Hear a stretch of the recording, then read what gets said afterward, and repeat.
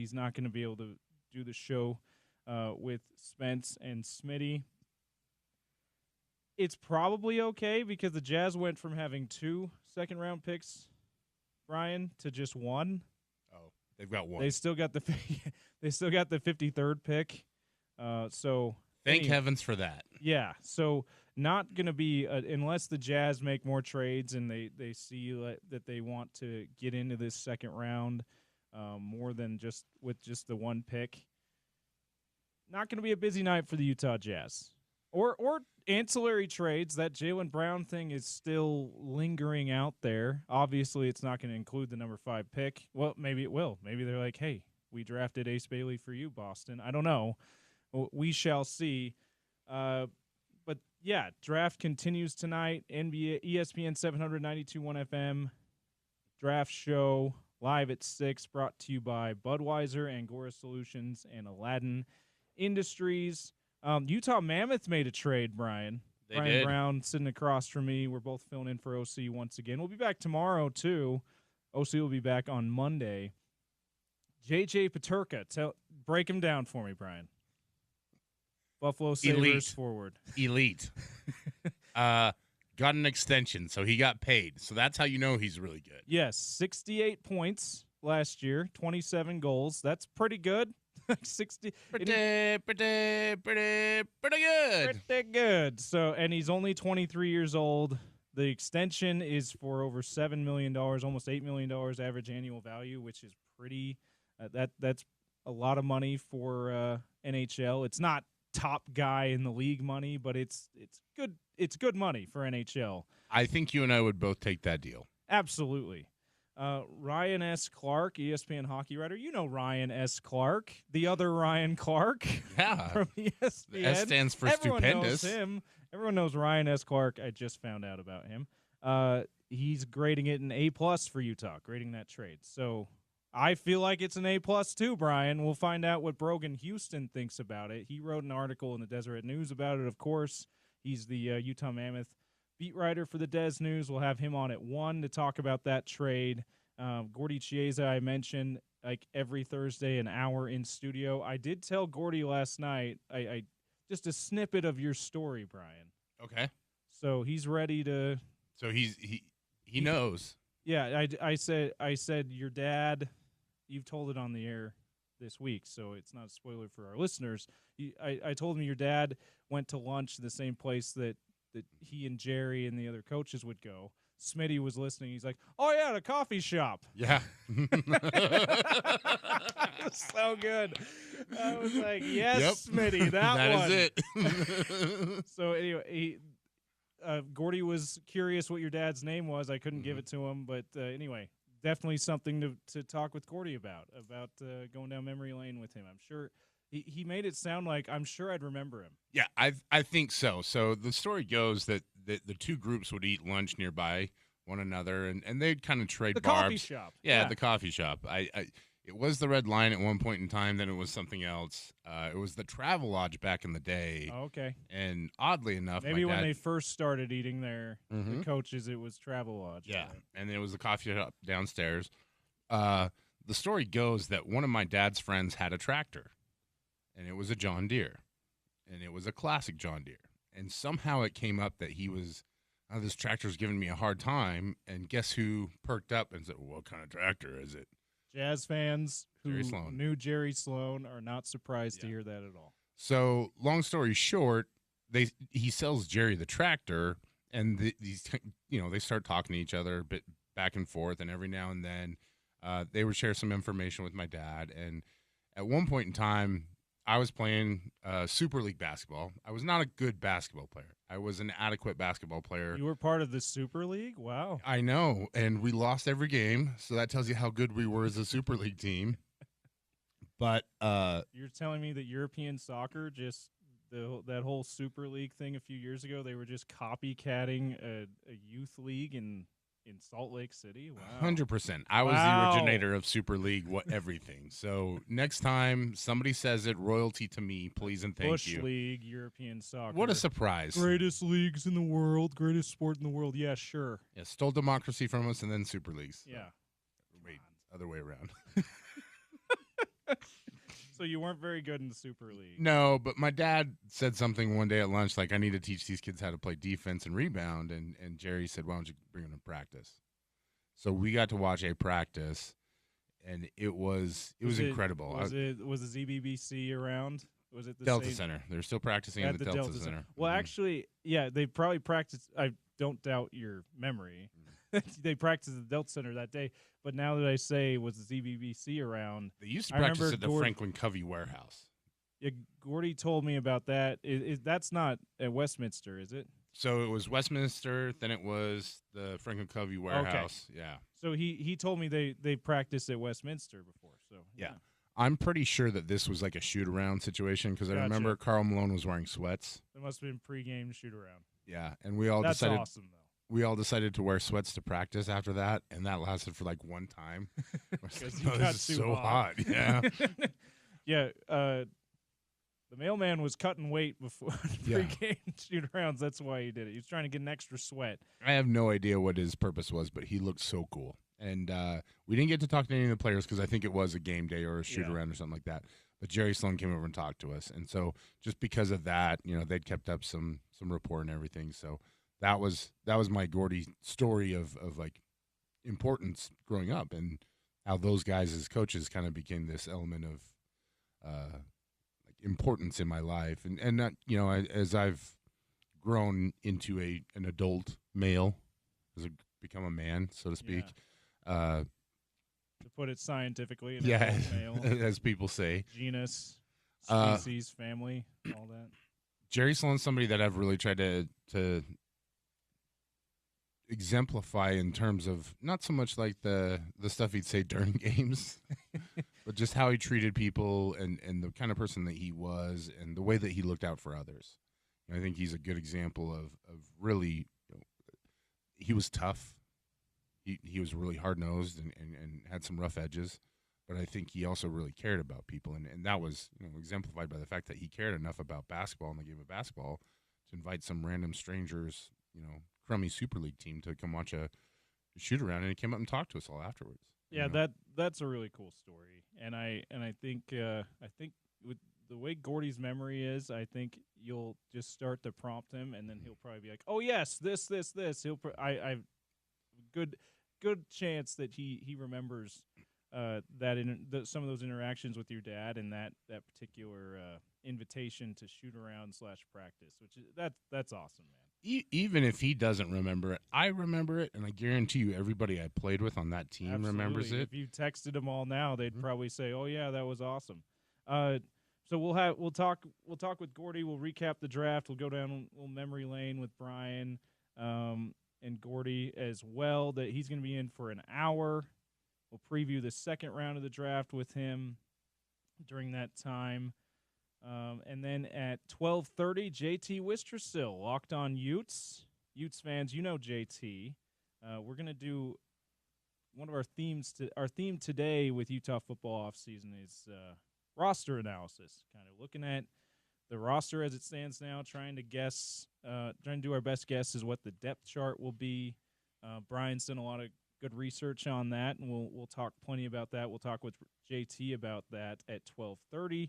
And then, again, 1 o'clock, Brogan Houston from the Deseret News. We'll talk about this trade for J.J. Peterka, and the NHL draft starts tomorrow. So busy. I mean, Ryan Smith's on the Pat McAfee show, or he was earlier, and looking at him, Zach, our producer, too, was like, man, this guy is busy right now. Yeah. I guess you got both drafts this week.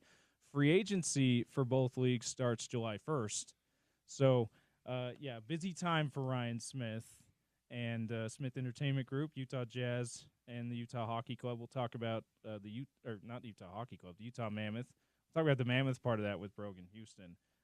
Real quick, let's do some reaction to what we saw last night, Bryan, and then we'll transition into some of that Utah football roster analysis. So with the NBA draft, Jazz take Ace Bailey. I went on record as saying he was my least favorite for the number 5 pick, and of course they take him.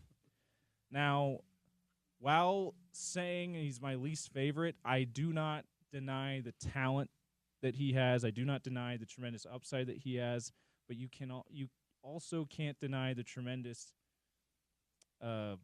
chance of disappointment with him as well, which is why I preferred a guy like Trey Johnson, who, to be fair, good chance of disappointment with him too. Mm-hmm. But it just felt like less, and so I preferred Trey Johnson.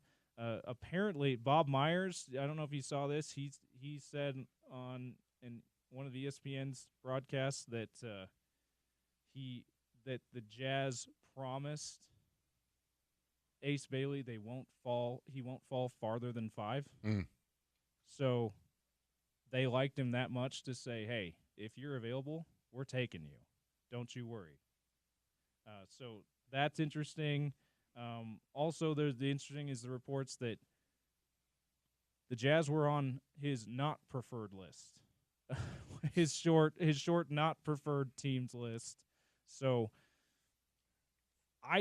Bryan, I wonder what you think about that. I tend to not put much stock into that because guys get drafted to places they don't prefer to be drafted, and the team has 4 or 5 years of control to start out anyway, and then they're a restricted free agent, so it really turns out to be 7-8 years of control. So you've got time to change his mind.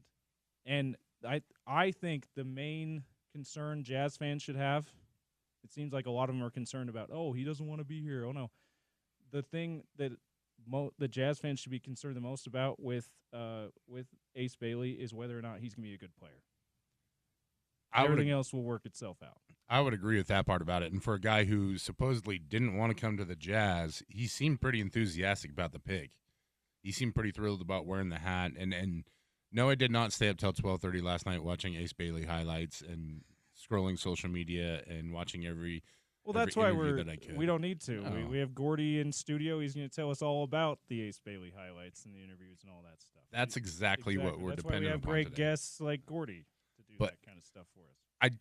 So I took my dog for a walk last night, and I was thinking through this. Like, if I was a Jazz fan, all up until the draft, I'd heard Ace Bailey has not worked out individually with teams. He's refused to do this. He's refused to do that. And then all of a sudden I see these interviews, and the thing that I hear over and over is, I just trust my representation. I just trust my representation. I'm letting them worry about the off-court stuff. And I think that speaks volumes to me in terms of, like, it really helps tell the story here, which is this is a young man that's come from a humble background who met up with somebody that he has developed a strong bond and trust with. And just so happens that Omar Cooper, who is Sharif Cooper's father, is his representation. And if you do some research on Omar Cooper, he's a guy that comes from a different kind of background. He's not a Harvard-educated lawyer that went through the traditional route of becoming an agent. In fact, Bill Simmons mentioned that he may not even be a certified agent. But I'm not going to play into that because I have.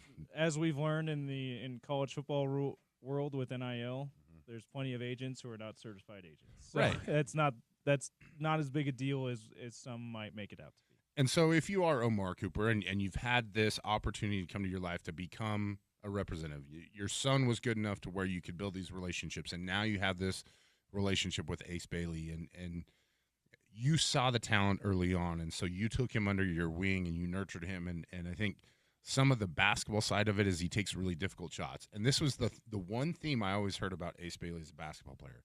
He takes really difficult shots, but he also makes them. Yeah, I would say Kevin Durant has made a career of taking difficult shots but going in. And I have been critical of Kevin Durant with that as just a basketball purist. Like I didn't before he went to the Warriors, I didn't necessarily love the Thunder's offense when he was with the Thunder, and I didn't necessarily believe in it long term because at some point, even if you're Kevin Durant, difficult shots don't go in.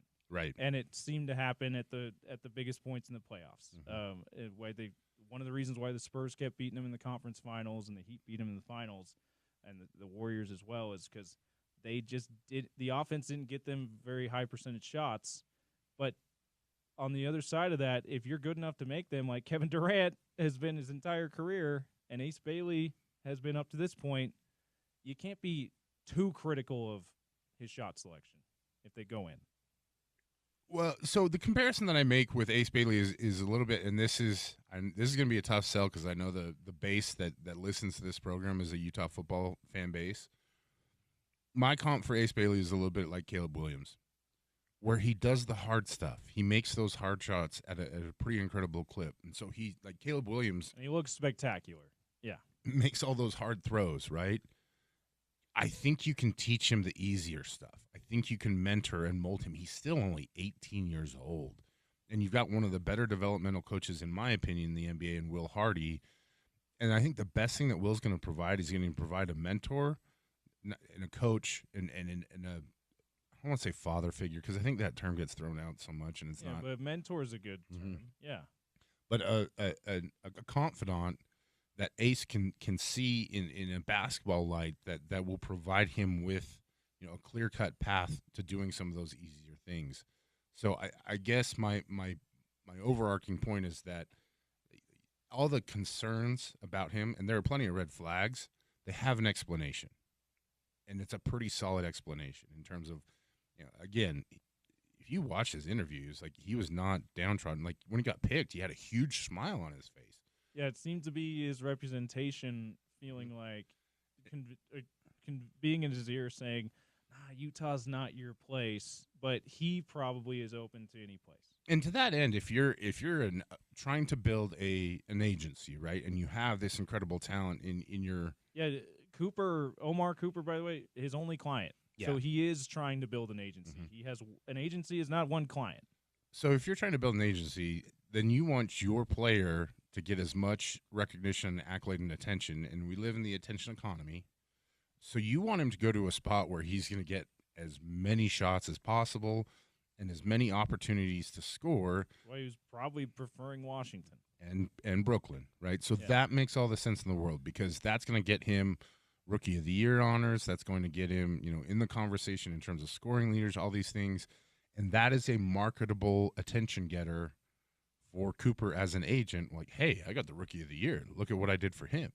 I can do the same for you, right? So that's – and if I were somebody who was trying to break into this industry from the outside, that's definitely an avenue that I'd consider pursuing where it's I have to get this bright beacon up where everybody sees like, hey, I handled this kid. We brought him to the top.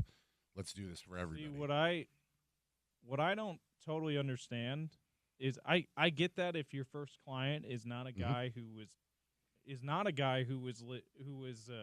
from the time he was in high school looked at as the first, second, or third best player in his draft class, his eventual draft class, and then by draft night looked at as the third best player in his draft class. If you have a client that's, hey, he's a fringe lottery player and that's your first client, okay, do what you can to get that person. But you believe in his talent. You believe that people are sleeping on him. Do what you can to get him in a place where you can get much attention. Ace Bailey, if he's good, he's going to get that attention. Yeah. So I don't know if it just feels like a miscalculation on the necessity of playing those kind of games. 100%. No, it's like I'm not trying to. I'm not. I know you're not advocating for it, but you're giving good information. I'm just reacting to it. And I think that's what Jazz fans are experiencing too right now. And it's a valid reaction. It's honestly the right reaction. It's like this is a mistake, but also like here's the thing: you get a guy like Ace Bailey into the system out here in Utah, the community around him. He's going to feel that love, that trust. He can move on from representation at any point. We saw Zion Williamson did it just recently. Well, if you read John Stockton's autobiography, Assisted, he famously moved on from the super agent in basketball at the time, David Falk, because he didn't like how he was representing him. Yeah. And he ended up going the rest of his career without an agent, even though that's David Falk, and he probably could have put him in a position where he maybe made a lot more money. John was like, no, I don't like the games you're playing. I will represent myself. I trust Larry Miller. I trust the Jazz organization enough to do it myself. And that's probably the most underrated reason why he never left Utah was because he decided to move on from a hotshot agent who liked to play those kind of games. And even though that's not how he was feeling. So,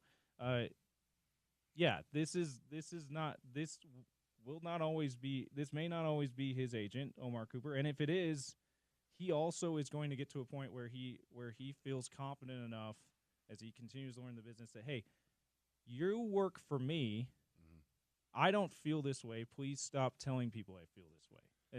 One of those two things can happen if he does truly like playing here and he has success early on. Not only that, but this is a big lesson for Omar Cooper. This is your welcome to the NBA, brother, moment. Like, in terms of being an agent, you can't control the process like you think you can. And so if I'm the Jazz, I think you have a wait till he's at least a restricted free agent, man. Like, come on. Even then, like, you know the game. Yeah. It is, and we see this, like, players always seem to think that they have more power. I should amend that. Representation always seems to think that they have the power and the leverage, and that's how they negotiate. I think it's a big part of negotiations. Anybody who's ever been in a negotiation will understand that. I don't understand that. That's why I'm a terrible negotiator. Yeah. I should probably hire an agent just for my life. Like every time I go to the gas station, I should probably have an agent there negotiating for me. Are we sure we sure $3.50 a gallon? $4? Are we sure about that here, gas station owner? I started thinking about all the convenience store employees, and they probably need the money and blah blah blah blah blah. So like I get all soft hearted about things. So agents like, no, come on, this is Brian Brown, right? This is Brown Bear. You know what he makes, right? Point being, I think at some point in time the Jazz can sit him down or have a conversation with the representation, be like, hey, let us be an asset, let us be a help and a benefit to you, rather than using this situation to further all the bad press and media and everything like that. So that way, as you try to build this agency, you've got a resource like Justin Zanuck, who is not only an NBA GM but also worked as an agent and can help you with the resources that you need. Who I'm sure is doesn't just know Sharif Cooper, Omar's father, but probably worked with him for a long time. So probably a great relationship there. Maybe watched Omar grow up. Like these agents, these big agents in the sports world, and particularly the ones that focus in on one sport, they tend to know each other. And the crazy part about it is, like, Sharif Cooper's not even in the NBA right now. He's playing overseas, right? So his dad is representing players now outside of that sphere. But regardless, you don't get to that backwards. It's Omar's Sharif's father. Right. Yeah. I messed that up. Omar, the agent, Sharif is the basketball player. But the whole gist of this is, like, you don't come up through that area without some connections. Because it becomes a very small world in the sense of, like, people who, like the EYBL league and all that kind of stuff, you build those connections quickly, especially if you have a presence in it. And so, anyways, that's probably not the fun part of this conversation. The fun part about this conversation is that the Jazz got a guy that has a 25-minute highlight tape, and literally every single cut is something that's worth watching. Yeah, he's got, no doubt about it, star potential, which even though I preferred that the Jazz stay away from drafting him because he's got, no doubt about it, bust potential as well for a number of reasons. You needed to take a big swing. You needed something to energize this fan base. You needed something to show publicly, we are trying to turn this around as quickly as possible. And if Ace Bailey hits, he'll go a long way to helping the Jazz do that. They had a second pick in the first round. They traded 3 spots to get him. Walter Clayton Jr., the Final Four most outstanding player. Very extremely clutch player for Florida this past year, a 4-year player in college, so not near as young. In fact, a lot of NBA people are probably labeling him as old, even though he is 22 years old. Not old at all. I love that they went and grabbed Walter Clayton Jr. The only thing that I wonder about is, would he not have been available at 21 anyway? And were you kind of hoodwinked into giving up draft capital to move up? Here's why I say maybe not. Mm-hmm. And there's not been any reports that I've seen about this, but the Heat took a guard right after. Yeah. And the Heat are in Florida, of course, so they're probably very familiar with, well acquainted with Walter Clayton Jr. And the Heat need shooting. And yeah, the Heat, they need guard play, they need shooting. They would have been a perfect fit for Miami. So that's the only thing. If you're concerned about that, like me, just look at the next pick. Miami might have grabbed him at 20 if the Jazz hadn't have moved up, and that's probably something that Austin Ainge and Justin Zanuck got wind of, which is why they moved the capital. The other thing about it is the draft capital, yes, they technically gave up a first round pick, but it was a pick swap. So they didn't really give up a first round pick. They just moved up. They just switched picks with the Wizards. The other capital they got was one of your second rounders this year and two not till 2031 and 2032. But second round draft capital, if you're going to give up draft capital, that's what you want to give up. You can always buy a pick. Yeah, so all that being said, it is a valid question. Was it necessary for them to trade up? Maybe it was because Miami might have taken him the next at 20.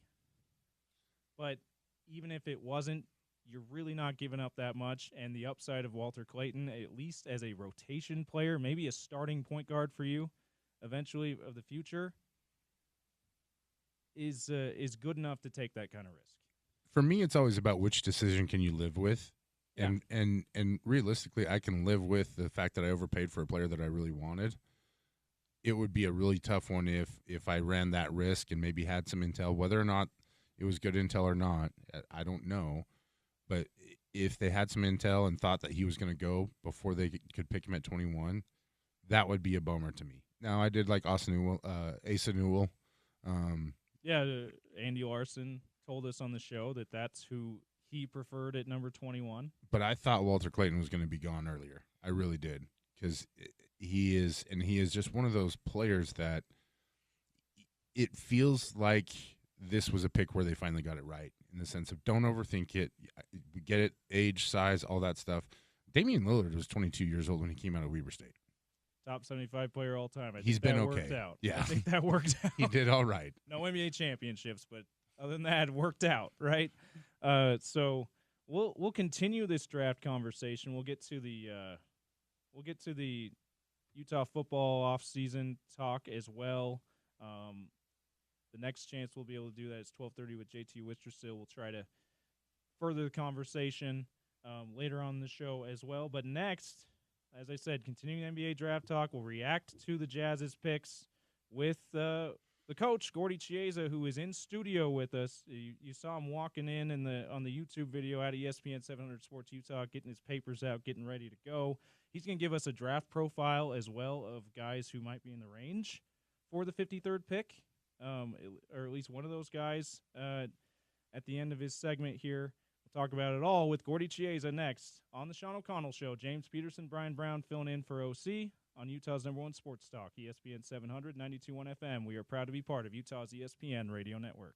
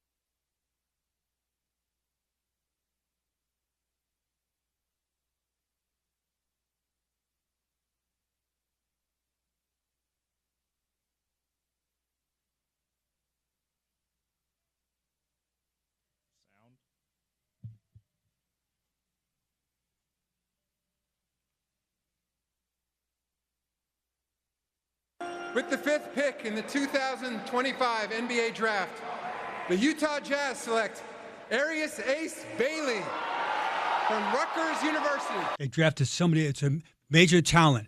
He plays like Evan Mobley as far as defensively, blocking shots, help side. He plays like Jonathan Kuminga as far as scoring the ball.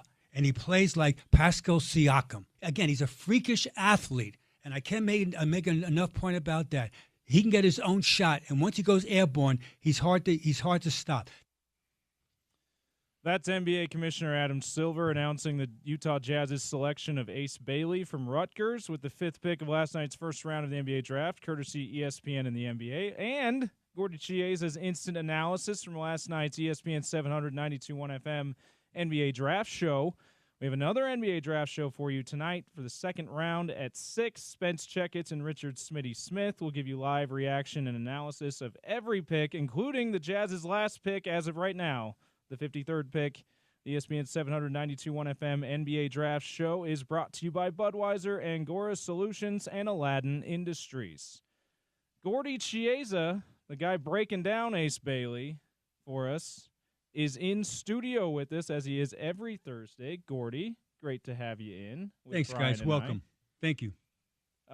So let's start with that. We heard your analysis, your instant analysis last night. Let's start with the Jazz's 2 picks. Now that you've had a night to sleep on it, are you feeling as optimistic and as good about Ace Bailey and Walter Clayton Jr. as you did last night, Gordy? Even more so. Absolutely. If I'm a Jazz fan right now, it's Christmas in June because you got somebody. Ace Bailey's a major talent.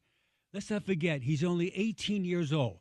So when you're 18 years old, like you guys were once 18 years old, you do a lot of goofy things. All right? So I never did, but yes, 18-year-olds do. So if a guy shoots off balance or does something, that's a little bit what are you doing here? Perfectly normal. I got all that weird stuff out of my system at 15 years old. Gordy. And so add to that is that this is a talent league. And so the Jazz got a major talent in this guy. He's long. I like about him in transition, he takes these long strides, almost like a gallop down the floor. And once he goes airborne, he's almost impossible to stop. And he's going to try to dunk in your noggin against anybody. And so whether you start him or not in the beginning, just only in the beginning, he's going to be a major franchise building block because of his talent level. I mentioned last night on the air, again, to reinforce everybody's mind, he plays like Evan Mobley of the Cavaliers, this bouncy I'll call him a running big that can block shots. Jonathan Kuminga, who can create his own shot for the Warriors, and also Pascal Siakam, who's a combination of both, blocking shots, rebounding, creating your own offense. This is a younger version of an Ace Bailey. So at number 5, the Jazz should be ecstatic because I know I am. I am as well. And credit to Adam Silver because he threw me off a little bit using Ace Bailey in the announcement. I was like, wait, who's this Arius guy? I didn't know that he was in I don't know any Arius that's in the top 5. And then he goes with the nickname. I'm like, oh, okay. Yeah, we're good. And after that, it was nothing but just happiness because we talked in crosstalk a little bit with Spence Checketts. The Jazz needed to do something to get some hope, to get some enthusiasm, to get a splash, right? Now, it just so happened that the right player landed in their laps. They didn't hesitate. It would have been fair for them to take a step back and look at the situation and be like, he didn't really want to come here. Maybe we don't draft him. And they just didn't let any of the noise get in the way of making the right pick. And to Gordy's point, I think the really intriguing part about it for me is the developmental arc for him can be so high in the sense of, like, if he learns to zero in and focus defensively, if he can, compartmentalize some of this shot-making ability and become a little bit more of a playmaker. I think the comp to Pascal Siakam, if I'm a Jazz fan, that should have you really, really excited because this is a guy who potentially was a key cog on 2 championship teams. Now, hard to say what would have happened in Game 7 if Halliburton hadn't got injured, right? But at the same time, I think that Siakam had been the most consistent player for the Pacers in that he was series. in line to be Finals MVP if the Pacers had pulled it off. Yeah, a lot of people said that. Won the Eastern Conference MVP as well. And I think there is some debate and some argument about whether or not, Halliburton deserved it or not. It doesn't matter. Yeah. But I think the overarching point is that you just got a player that has a lot of the gifts that the NBA covets, and it's on both sides of the ball, and he can shoot. And that's the part to me that as I looked at all these other prospects, there just weren't a lot of guys out there that had all that. Add to that, Brian, besides shooting, he's a shot creator. And the NBA in a low shot situation is absolutely critical. James, you're not talking about for the last few years. Often in the NBA, for some bizarre reason, in a low shot clock, a guy hoists a crazy jump shot that I call a shooting turnover, because with the shot is never going to go in, and the ball bounces out like a rocket ship out to almost like a top of the circle, and that creates other teams' opportunity fast break. Guys like Ace Bailey, they have a soft shot, even when it's missed. The Kessler can get an offensive rebound for a stick back or Pilikowski versus these guys that shoot these line drive shots. They have no chance. As a matter of fact, speaking of line drive shots, James and Bryan, in Jazz basketball, you guys are really young, but you ever hear about this guy named Mike Brown? The Brown Bear. The Brown Bear. Okay. Your namesake, Bryan. That's right. I said that proud. I see if Brian's paying attention. Yeah, obviously, yes. All right. So the Brown Bear, alias Mike Brown, used to shoot this rocket jump shot, a line drive, where it's either break the net if it went in once every 3 times, or the other 2 times he'd break the rim. So you use just the opposite, Ace Bailey. Yeah, one of your terms that you like to use is the guy can't jump higher than the phone book. His shot didn't go much higher than the phone book. That's, That's exactly right. I've coached guys that they barely jump over the New York Sunday Times. Barely. But they can rebound. Also, in this draft, there's guys, a lot of times, Brian, there's guys that can jump out of the building. I call kangaroo jumpers. But by the way, they get no rebounds. Other guys rebound by position, box out. They're gritty. They're tough. And especially in a foul shot alignment. In a playoff game, it's like a wrestling match on the foul line when you're boxing out, because those guys are going over your back, and the referee most times isn't going to call it unless it's a blatant, unbelievable throw the guy down to the floor. That's why you've got to be a man as far as rebounding. And so Ace Bailey, he's a freakish athlete. He gets more, I call it, sweeping rebounds, where he's from perimeter. He'll come in there and just cup the ball with one hand and get it and start the fast break. I think another talking point has been, if you had all this talent on Rutgers' team, why were they so bad, right? Because you had Dylan Harper and Ace Bailey. And I'm sure Coach watched games. I watched some of their games. Aquinas could have beat the rest of the Rutgers players. Yeah, Brian's alluding to the Rutgers, where they had a losing season last year, and they finished 15-17, 8-12 in the Big Ten. However, there's no correlation, because remember, we could say that also about a lot of guys, that they're overmatched the rest of their teammates. And the Big Ten is a serious basketball league. I know it's football. I get it. I understand it. But basketball's high. Yeah. So they were loaded. They were top loaded, and the NIL money. So it's interesting. And James, with that money now, how it's played into it, where the other players didn't get as much. Yeah, it's almost like in international play, Jokic in Serbia, Luka in Slovenia. Yeah, I mean, Luka and Slovenia is probably a better comparison. Oh, they didn't make the Olympics, so Luka must not be very good. Oh my! Like, is it not that? Yes, it is. Yeah. Is it not a good comparison? No, it is. It's a good comparison. You have to take into account that, hey, Rutgers is not a traditional basketball power, so they had these relationships to be able to bring these guys in. But that also tells you that the rest of the team are not the great role players that you get at Duke and North Carolina and Arizona and Kansas. They get stars, but they also fill the rest of their team out with really good complementary players. Rutgers obviously was not able to do that. No, they could not. And so it's an interesting Ace Bailey next year. I was actually ready, James, by people else in this morning on the phone, people back east in the NBA. I know him personally, Ace Bailey, is that Jazz fans can look out, and if he doesn't start, he'll play a lot of major minutes. We're talking like 26 to 28 minutes a game, and he's going to be a double-figure scorer from day number one as far as getting his points. And the question is always is, and it's all Jazz players now. The Jazz, just a reference point, the Jazz were last in the NBA in defense last year. Picture right now, Brian, being in the NFL. If you're in the NFL, you're less in the NFL in defense in the NFL. You'd be up at arms with the defensive backs and the safeties and the schemes and the coverage. And so Ace Bailey is a typical example of most young players, with the outlier being an exception, where offense is absolutely gifted. They've got to get better on defense. That's both on ball, off ball. James, that's stance, that's helping recover, that's what running down the floor, building a wall on defense, all the basic fundamentals that the better teams do. I just described the OKC Thunder, where they played under the influence of defense the whole game, everybody. And that's why they're champions, and that's why the Pacers overachieved also to get there.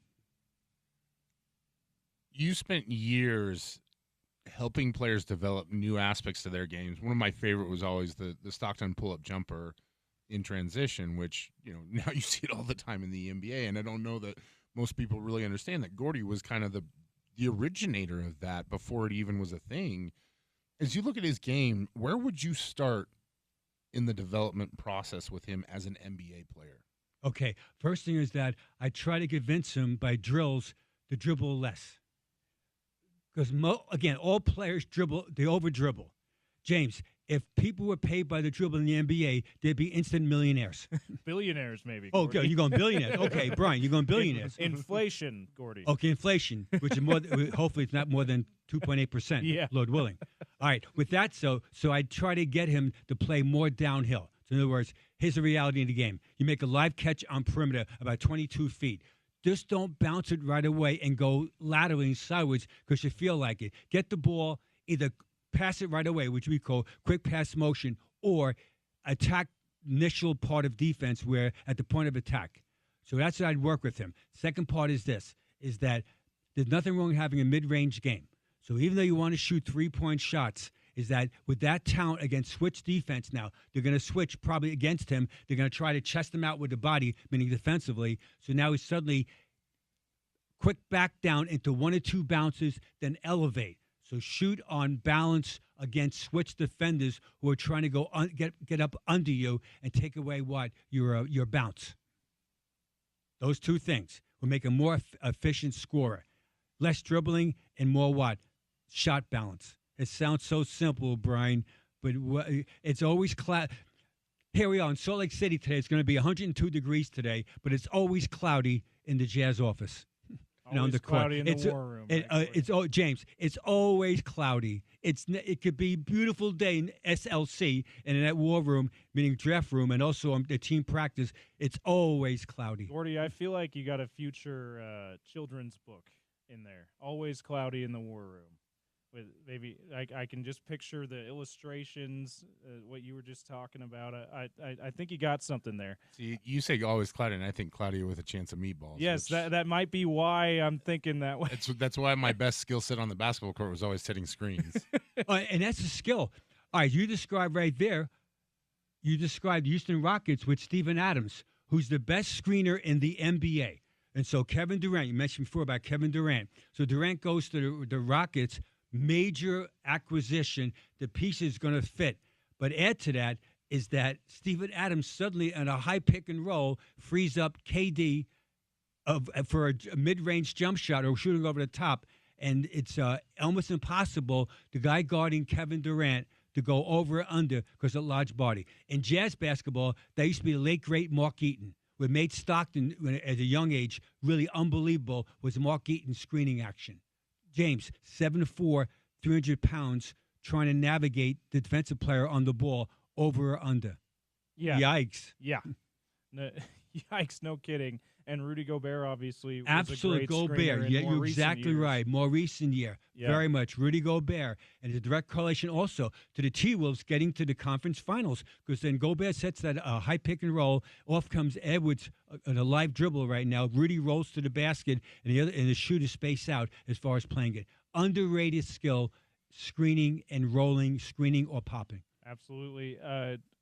Tell us what now a day later, less than 24 hours later, how you're feeling about the Jazz not just getting Walter Clayton Jr., but also what they had to give up to move up for him. Is this do you still last night you were saying that might be a lot to give up for him, but you still like the move. Do you still like the move today, Corey? I do, absolutely, I do. Walter Clayton is a winner. It sounds so trivial. What are you talking about? Gordy, you're tripping right now. Everyone's a winner. Oh, really? Everyone's a winner, says who?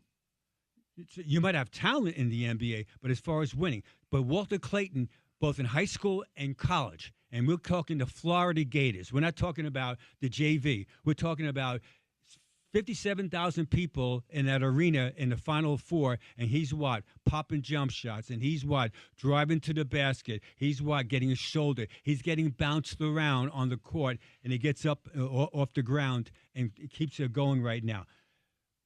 Now, it gets interesting. So this guy comes to the Jazz. He's a shot maker.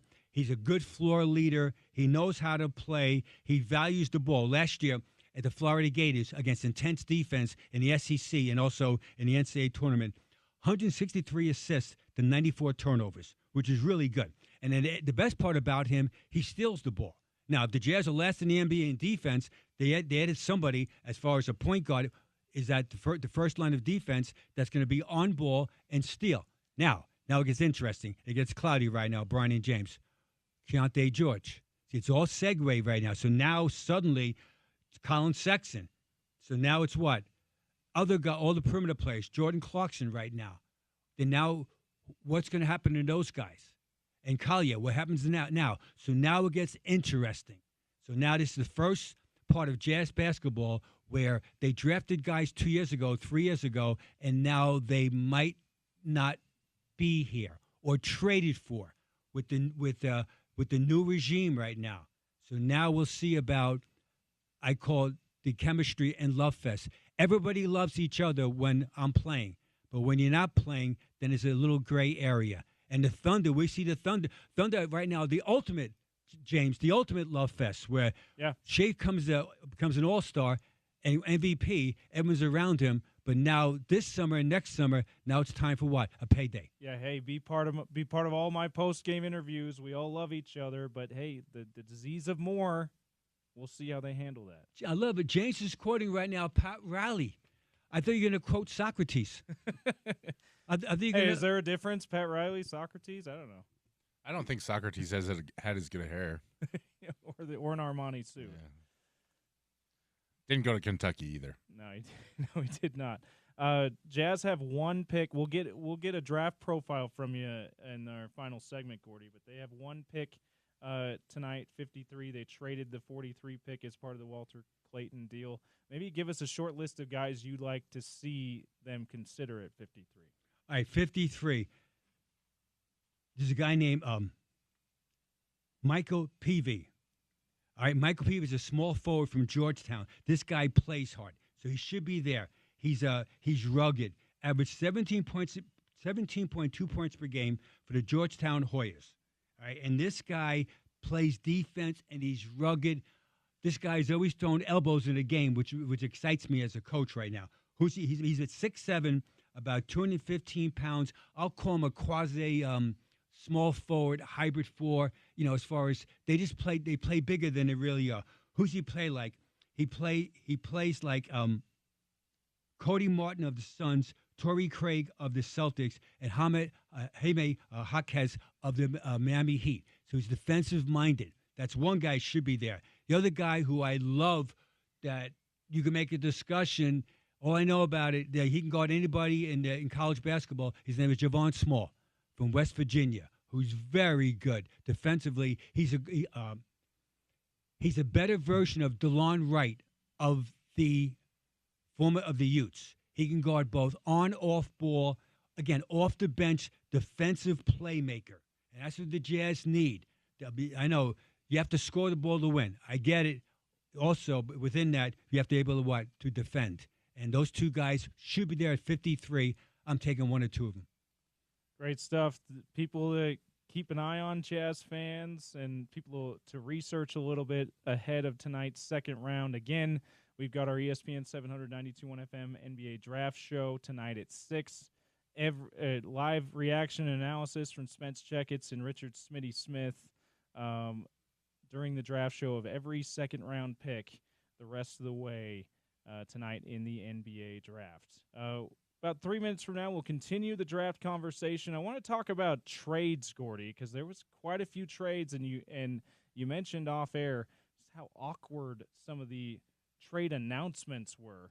Not a new thing in the NBA draft, but something that maybe they should address. We'll talk about those trades and that aspect of the NBA draft next on the Sean O'Connell Show. James Peterson, Bryan Brown filling in for OC on Utah's #1 sports talk, ESPN 700 and 92.1 FM.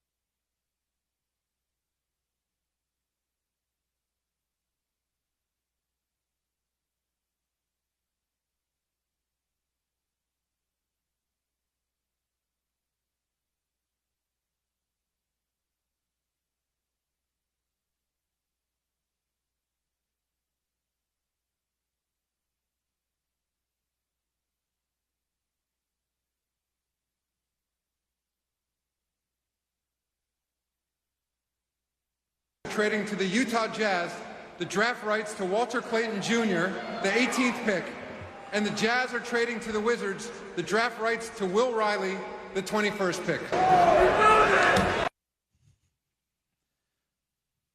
All right, that might have been harder to hear, but that was a fan yelling, "We knew this!"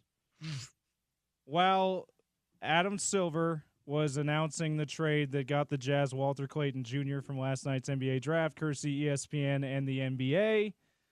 We knew this already. Gordy, Smitty brought this up on air during our ESPN 792.1 FM draft show with you and Spence, that this is, or maybe it was off air, why are we waiting?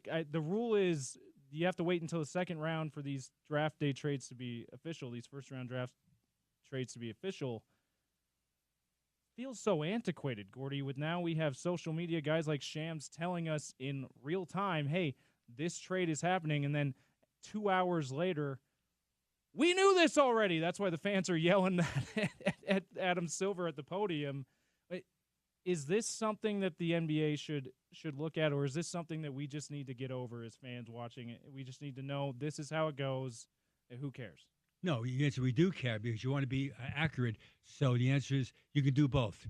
The second is a trade announced. You should announce it so that the fans know. Remember, without the fans, there's no NBA draft. Right. So it's very simple, which means what? It drives revenue, commercial minutes, etc. And so I would do it. Hey, last night it's confusing for the fans and just for people that follow it, where we know it's happening. And it's delayed for, you mentioned for about X amount of minutes, and then suddenly it loses the intensity of who you drafted. Like it loses the intensity, and that's a split second the enthusiasm of it. And maybe they can't be official right away because paperwork and all the approval and stuff. But it seems like right away Adam Silver, he knows that the proposed trade happened. If Shams knows, Adam Silver knows. Couldn't he say this is a proposed trade between these two teams and then announce the pick instead of waiting a long time to say a proposed trade happened an hour ago, and now we're gonna announce a pick that has nothing to do with it? Yeah, very much. It makes no sense. No, you're right. And so hopefully they'll address that with the TV partners. And just example, it'll help everyone as far as understanding it. Last point about that is that trades are official, especially if you traded a draft pick, is that it won't be official until July 6th. So July 6th becomes official. That's when the players also sign their contracts officially. And a lot of times guys are traded during the first or second round, and then it's announced because their paperwork, they call it a clearinghouse. So from July 1st to July 5th, the NBA office is absolutely working 24/7 as far as making sure everything is correct as far as the economics of it, that it fits right now. So a lot of times trades are officially announced. This year will be on July 6th. Which explains the free agent moratorium, why guys don't actually sign, but we hear they're going to sign. That's exactly right. It's a 5-day really window that the NBA uses because they're overwhelmed with so many different picks. Total sense. Yeah, I was just going to say it also makes sense why sometimes you don't hear details of the trade or contract agreements until that point, because obviously they haven't gone through the clearinghouse until then. That's exactly right. All right, speaking of trades and speaking of clearinghouse and Walker Kessler. All right, so Walker Kessler is this young big guy that's improved. Last year had a good season. Freshman year. Rookie year, he was really popped up in front of all of us and did a good job. Second year, a little bit slower as far as development. Last year, his third season with the Jazz, despite not winning the team, he played well.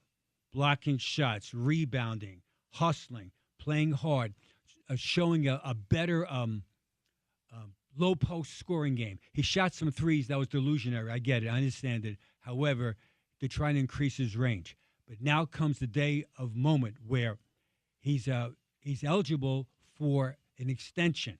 The way the rules are, from July 1st until the first NBA game. So that's the window of roughly 3.5 months. All right, so now the question is, what is he worth? Well, Daniel Gafford of the Dallas Mavericks, who's a good player. The Mavericks got him. They gave him 3 years, $60 million, 2020. All right, so now, James and Bryan, what do you think Kessler is worth to the Jazz, who's homegrown, who drafted him, who developed him? What's he worth now? So that's the interesting how it's going to play out. Potentially more than Daniel Gafford. Oh, very much. He's Because definitely of getting those- more than 3 years, right? Yeah, Yeah. but for more money too. But because of those reasons, but also the Jazz could argue, hey, he's just about as good, if not better, than Gafford now, and he's a lot younger. Oh, the answer is no. He's better. Yeah. Just Gafford's on a good team for his skill set, and so suddenly the Jazz are talking probably would be, let's lowball it, James. 20. I'm pausing. 27 million Yeah. to 30 million per year times 4 years. Let's round it off. 115 million to 120 as far as contract million. And like you said, that could be a low ball. Yeah, I'm lowballing. Again, I'm not being naive. Being higher than that. That's Absolutely. exactly right. So he's for the extension. Where the rules are, just say for some reason the Jazz don't give him the extension, then next summer, July 2026, he's restricted free agent then. And then that changes the dynamics, and now you're playing angry the whole year. So there's nothing like NBA basketball and the NFL. There's nothing like it besides the games. The games are outrageous with the good teams that want to execute. But off season, it's the better NFL and NBA teams, just philosophically, get the majority of the contracts correct towards winning. And that's the catchword, Bryan, winning. Not playing, not chilling, not scoring, winning. Absolutely. There were a number of other trades that did not involve the Jazz. We talked about one of them that involved the Jazz with Walter Clayton Jr. If we have time in about 3 minutes, we'll get to those. But I wanted to focus on tonight a little bit and a trade that wasn't made that the Jazz were linked to. Is that trade still a possibility? Is that something that both teams would want to do? Give you a hint, it involves the Boston Celtics. Talk about that on the other side, and we'll get a draft profile from Gordy as well, from maybe some guys he already listed that might be in the Jazz range, or maybe another guy here. Gordy has done outstanding research, and someone that the Jazz might take at 53, or that he would like them to take at 53. That's next on the Sean O'Connell Show. James Peterson, Bryan Brown, and Gordy Chiesa in studio. We're filling in for OC today on Utah's #1 sports talk, ESPN 700, 92.1 FM.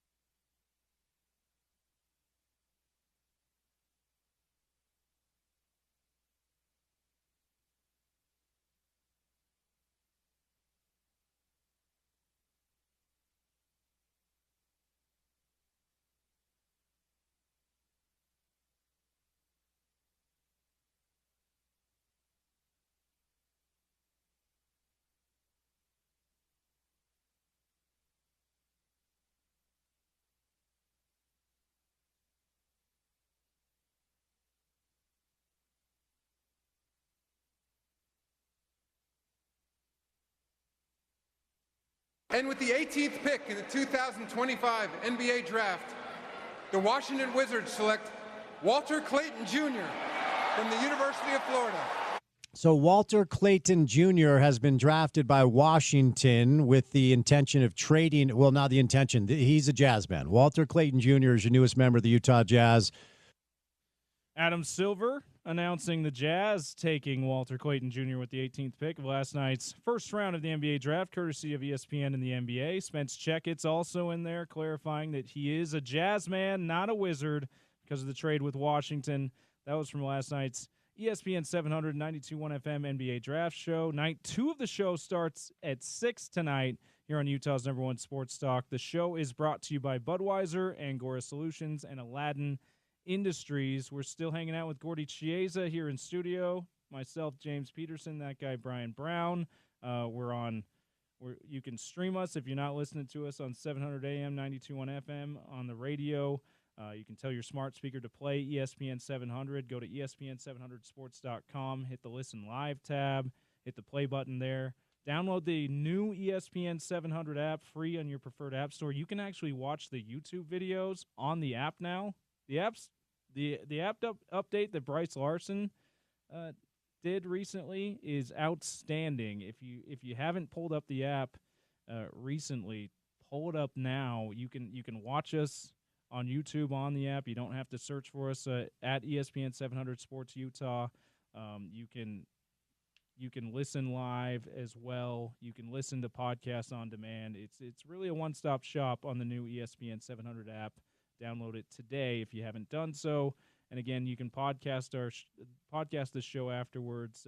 ESPN700sports.com has a podcast tab and an on-demand section of the new ESPN 700 app, or search the Sean O'Connell Show wherever you get great podcasts. Gordy, real quick, I know we want to get to your lists and a draft profile and talk about undrafted players, because there's plenty of undrafted players who make it. You don't have to be drafted to be good in the NBA, Gordy. But I wanted to talk about, we talked about trades last segment. I wanted to talk about a trade that hasn't been made, that was rumored the Jazz were in on, that I don't know that it's completely dead just because it wasn't made last night. The Celtics seem to be tearing down the team to try to avoid that second apron with that new ownership group, Gordy. And part of that is rumors that Jaylen Brown could go to the Jazz or any other place because of the familiarity with the Jazz front office, Austin Ainge, Danny Ainge, and with Brad Stevens, and Will Hardy with that front office as well. There was lots of rumors that maybe the Jazz would be a suitor for that. Do you think that is a deal that the Jazz should still be pursuing? Do you think that they are still pursuing a deal like that for a guy like Jaylen Brown? Well, two parts of that. If I'm the Celtics, I don't do it. Yeah. Because Jaylen Brown's in the prime of his career. He's age 29. See, again, we have a short memory. A year ago, he was MVP Finals winner. Yeah, and the Eastern Conference Finals. Yeah, absolutely. And so I know Tatum's hurt. He's out the whole season, so it changes the calculus for them. Derek White is absolutely a tremendous player also. So if I'm the Celts, I'm not doing it. Nothing personal. Now, if you're the Jazz, you do it in a heartbeat. If you're the Jazz, though, you have to match the contracts within reason. So here is Jaylen Brown's contract. Next year, $53.1 million, 26-27, $57 million, 27-28, $61 million, 28-29, $64.9 million. Oh, by the way, it's great to be an American. By the way, $65 million. All right, so that's the reality. All right, so which means then, I know, Bryan, I'm not the greatest mathematician in the world, if you get my drift. But so suddenly you've got to include in the trade Larry Marketing. You got to intrude possibly John Collins, draft picks, maybe Jordan Clarkson to make it work. Colin Sexton. Yeah, it could be, yeah. It could all be of your big contracts almost. Some combination of those. Yeah, a combination of either 2 or 3 plus draft picks. So that's a whole. But Jaylen Brown's one of the top 15 players in the NBA. If I'm the Celts, though, I'm not doing it. I'm not. Yeah, I don't think I disagree with you, Gordy. That's a huge contract. Jason Tatum, again, tremendous player. It's so unfortunate with the Achilles injury. But if I'm Boston, I'm not doing it. Yeah, they moved on Holiday recently. They moved on and Porzingis, so they saved $180 million in tax penalty. Woo. 180 in the last 2 days. $180 million. So now they're above the first apron, but they're out of the second apron, and that's critical. Remember, the reason why so-and-so is the owner of an NBA team because they're very smart business people. That's the reason why they have enough money to buy a team. Now the question is, like any business, you want to get bang for your buck, and that's where it gets so interesting. Because how do you interpret value? That's what it comes down to. How do you interpret it? All of us might interpret something differently, even though you're in the same organization. Absolutely. And to Gordy's point, like the value of a player varies differently from team to team because of what your needs are. And part of what that triggered that thought in my head is I'm thinking about that Kristaps Porzingis trade, and for a franchise like Atlanta, he's a really good value piece now, and for a variety of reasons. They still have, I believe, what can I think of the French center? Capella? Yeah, Clint Capella. Yeah. He's a free agent, though. Okay. So that's part of the reason why they made that trade. Right. Partly. So now you've got a rim protecting, shooting big man, which I think to some degree Quinn Snyder has always wanted on that team to fit in to everything that they're trying to do. So I feel like, for the Hawks, that was a good value acquisition, but it also helps the Celtics in the sense of they get that cap relief. And, I think the other part of it too is Porzingis was inconsistent and they needed more consistency at that position. And so they can go get, something else, but you can't replace a Jaylen Brown. That's kind of the point that I'm trying to get to with all this is that those kinds of players just don't come along very often. And so I think if you're looking at it, again, the injury with Jason Tatum makes it difficult because next year is in flux, but you still have, to Gordy's point, a top 15 player in an Eastern Conference that is wide open because the best team in the conference from last year lost their best player as well. And they don't have necessarily a Jaylen Brown who can step up. Now, Pascal Siakam's pretty good, but it's the next player down that I always worry about. We saw in Game 7 they don't have a facilitator to help a guy like Pascal Siakam have the impact that he has when Tyrese Halliburton's on the floor if they don't have a Tyrese Halliburton. So that's absolutely fair. Moving on from that, though, Gordy, you have two lists today. Do you want to do which one do you want to start with? Was it the undrafted player? Yes, undrafted. All right, so tonight is the second round of the draft in Barclays Center in Brooklyn. Bryan, I love Brooklyn. It's the most eclectic borough in New York City, in case you're wondering. With that said, though, these guys in the NBA right now, these are 15 players. I cut it at 15. There's more than this, but 15. They were undrafted, which means simply, James, they didn't invite you and I and Bryan to the draft party. We didn't get drafted. So I feel bad about that. I feel bad. Come on now. They gave us the address, but they didn't give us the time. I'm just still waiting for my tickets. Okay, for your tickets. Yeah. We're eating shrimp, cocktail shrimp in the parking lot after the big party in New York. All right, here we go. So we're eating shrimp. If you're in Brooklyn right now, you're eating pizza right now. If you're in Brooklyn right now, if you get my drift. All right, number 15, Chris Boucher of the Raptors, undrafted. Number 14, Scottie Pippen Jr. of the Grizzlies. Oh, he had a great year this year, Gordy. He's in the G League. Joe Ingles, beloved Jazz fans, T-Wolves, undrafted. Naj Reid, T-Wolves, good player. He's a free agent, undrafted. Max Strus of the Cavaliers, undrafted. Luke Cornett, talk about the Celtics, he a much bigger role right now for the Celtics, undrafted.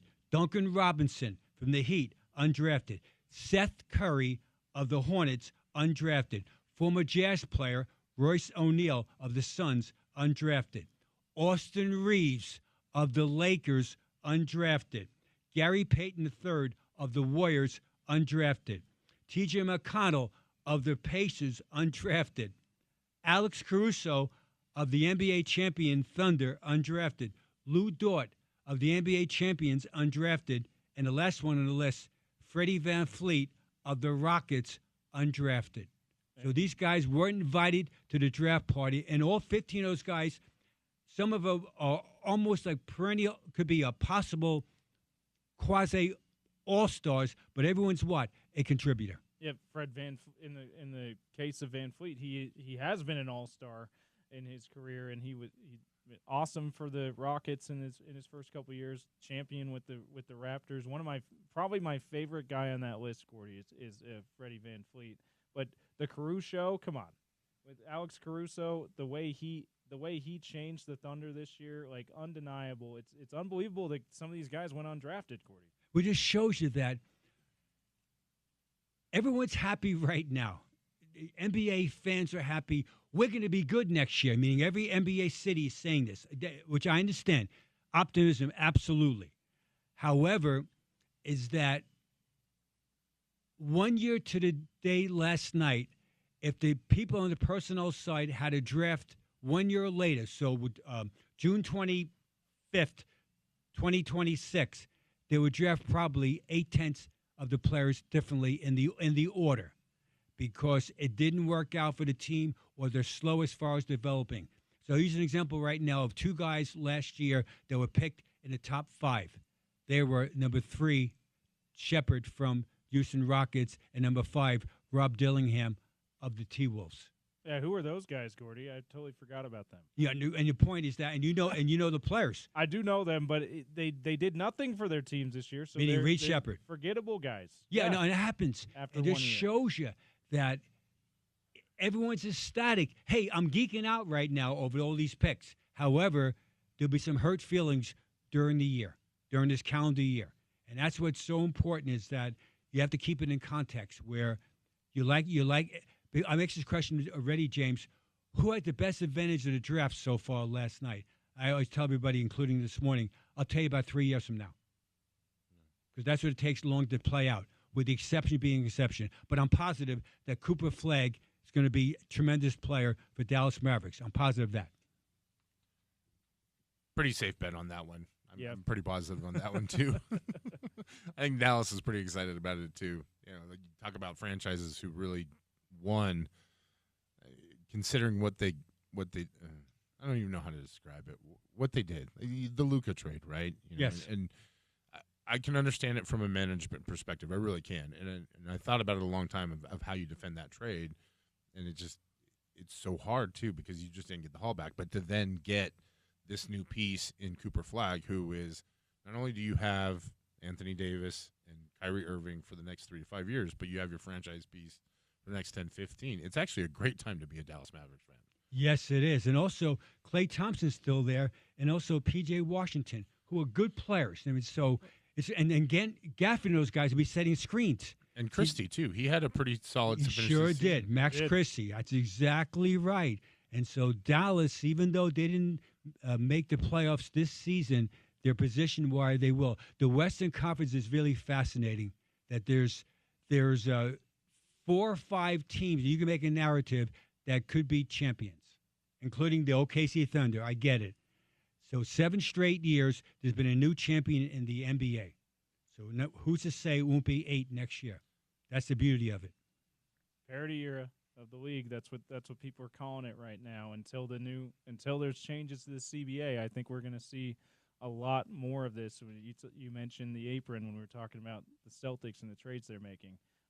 Gordy, I think we need a draft profile for you. Maybe one of those guys you mentioned earlier that you'd like the Jazz to take. Maybe someone else. Who do you got for us for your draft profile for the second round?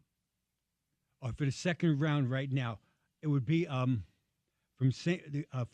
You think right now? I'm like a mad scientist right now. You're all good. R.J. Lewis of St. John's. He's a small forward. Yes. Yeah, this guy's good. This guy is gritty. Big East Player of the Year, right? Big East Player of the R.J. Year. Lewis. Very much. So at 53, he could be there. Yeah, he could be there. 6'7", 195 pounds. He's rugged, and he can score the ball. Who's he play like? He plays like Alec Burks, former Jazzman of the Heat now, Cam Thomas of the Nets, and Nick Smith of the Hornets. So, again, he's a small forward. He come off the bench in an NBA team. He'll be whoever he drafts him. He can make an NBA team, but he'll be in the G League. And I do like his upside because he can score the ball, and I call him he's an edgy driver, James, edgy driver, where he's trying to always create contact. He's got good mid-range game, and that just overall speaking, he got some toughness. So he might be there at 53. The Jazz should consider him. Absolutely. Bryan, do you want to tell your story about how you came to know Gordy and the Jazz coaching staff? You told it to our listeners, but you haven't had a chance to tell Gordy yet. Well, I don't think he remembers it, but we actually did meet about 30 years ago when I was 10 or 12 years old, because my dad used to eat lunch at the same spot that the Jazz coaching staff would eat at. And it was funny because apparently when you were telling him the story last night, Smitty piped up and said, "Oh, the coffee shop." Yeah, Smitty remembered it like it was yesterday. Oh, It was very amazing. much, yes. Yes, you probably do as well. Oh, absolutely. And obviously when you guys would go in and sit down and eat lunch, my dad and his friends knew who they were, but the flip side of it was just another group of guys. And at some point in time, my dad's friend was talking about a tractor that he had.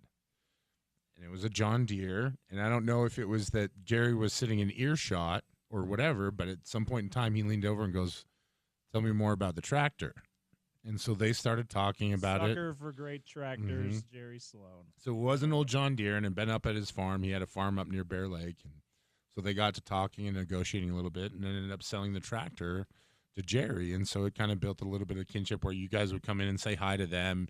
Made my dad's lunch group feel really, really cool. But the big win of it all for me was my dad was in there one day talking about how he's got this 12-year-old basketball team that doesn't rebound or play defense. And Coach Sloan invited us to come watch practice. So we figured it out that it had to have been a shoot-around because it was at Delta Center. Sure. And Karl Malone was wearing sweatpants. That was one of the big memories that I had. And we weren't allowed to talk to the players because it was a game day. But Coach Sloan came over and talked to us, and we got to see practice. And it was one of the best memories I ever had. So that also continuation of that, and I actually talked to my dad about this the other night, but you had an inkling that something was going to happen with Stockton and Malone, and so you brought in a media guide to my dad, and you gave it to him and said, "That's going to be the last time that you ever see those two in a media guide together." Yeah, very much. Yeah, I had an inkling that one's going to retire and one's going to possibly move on, and so those media. Again, a media guy is this book. They're defunct right now, and if you go online, it's like gold. Gordy, what's a book? No, I can't believe that media guides are something that we have to explain to people. No, because it really used to be the Bible. Like, it used that's to be all the you Bible, and so a media guy it's like this almost like a yearbook of the history of the franchise, and it's really neat, and it's really sometimes it was in color photos, but it's really unbelievable. You go online, you punch out media guides for the San Antonio Spurs, the Jazz. It's like golden. People are collectors of it. Collector's items, yeah. Oh, very much.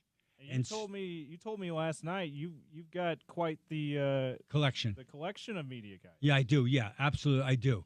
And I have a collection of most of all the teams as far as the last 30-something years, and especially like a team that's defunct now, like the Vancouver Grizzlies. Yeah. So that's when it's really interesting.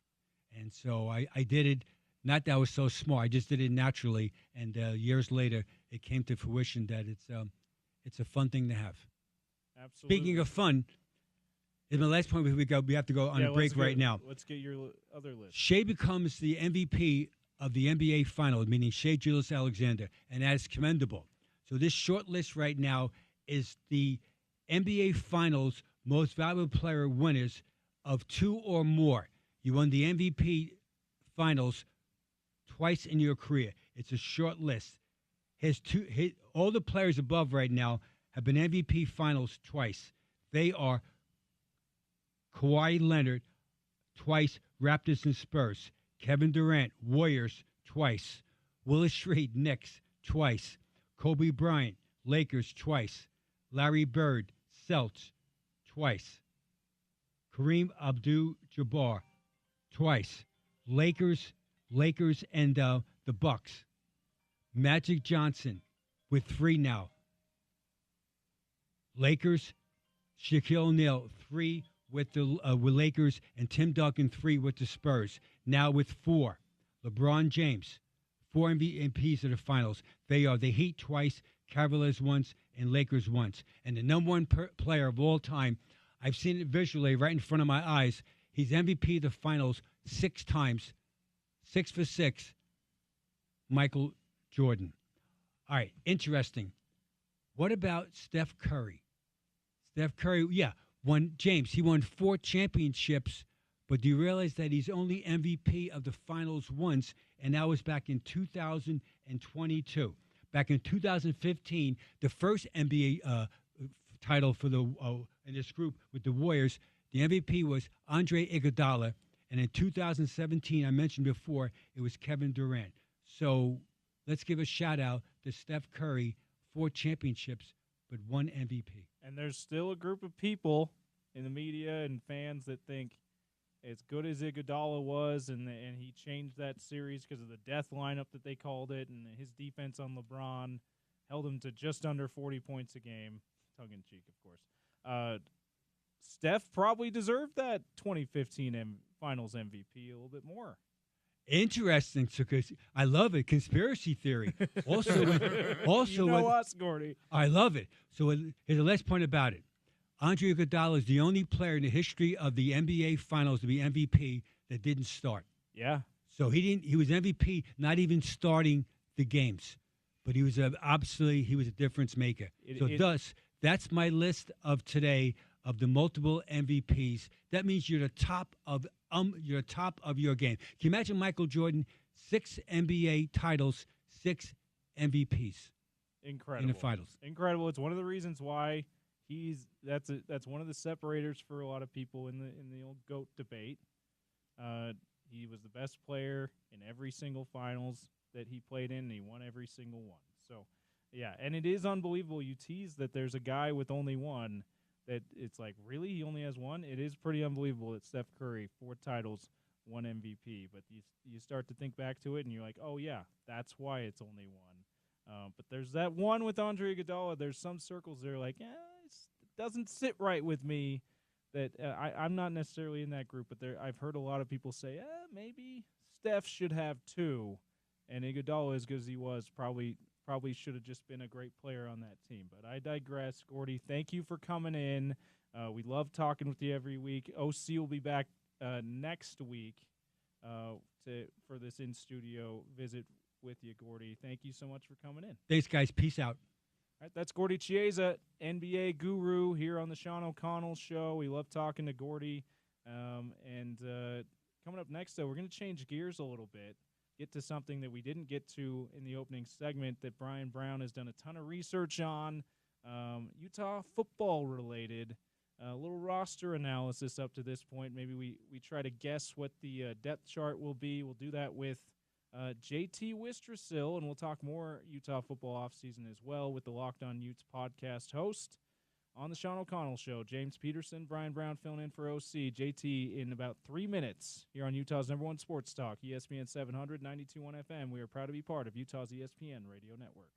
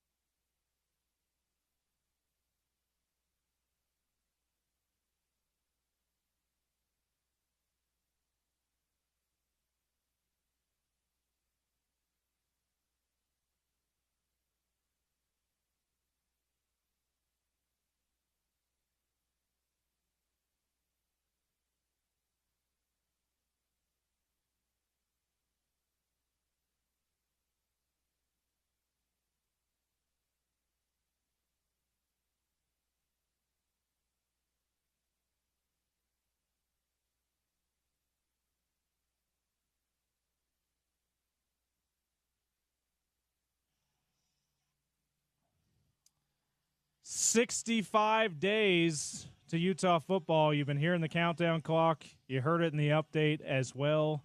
You know who's really excited about that besides us, Brian Brown? Our next guest. I would hope so. Absolutely. JT Wistersill. Utes fans, you know him. He's the host of Locked On Utes. He's got the privilege of 365 days a year coming up with daily Ute content.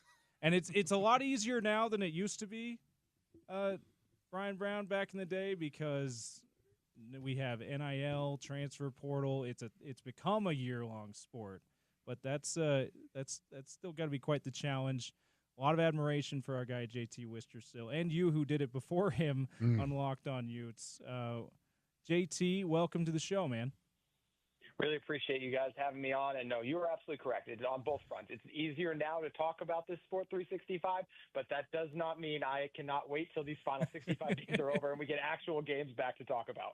And that's the real truth of it is that you're talking about in anticipation of basically 12 days out of the year where we get super excited about Utah football. And granted, Utah basketball starting to come into the scene as well. Alex Jensen, I think, has built a pretty good roster up there. I like what is coming from the basketball program, but as we trend into summer, it is almost exclusively football talk right now, JT. And you know, I think as we start the conversation, obviously the turnover on the roster is probably the biggest question mark for me.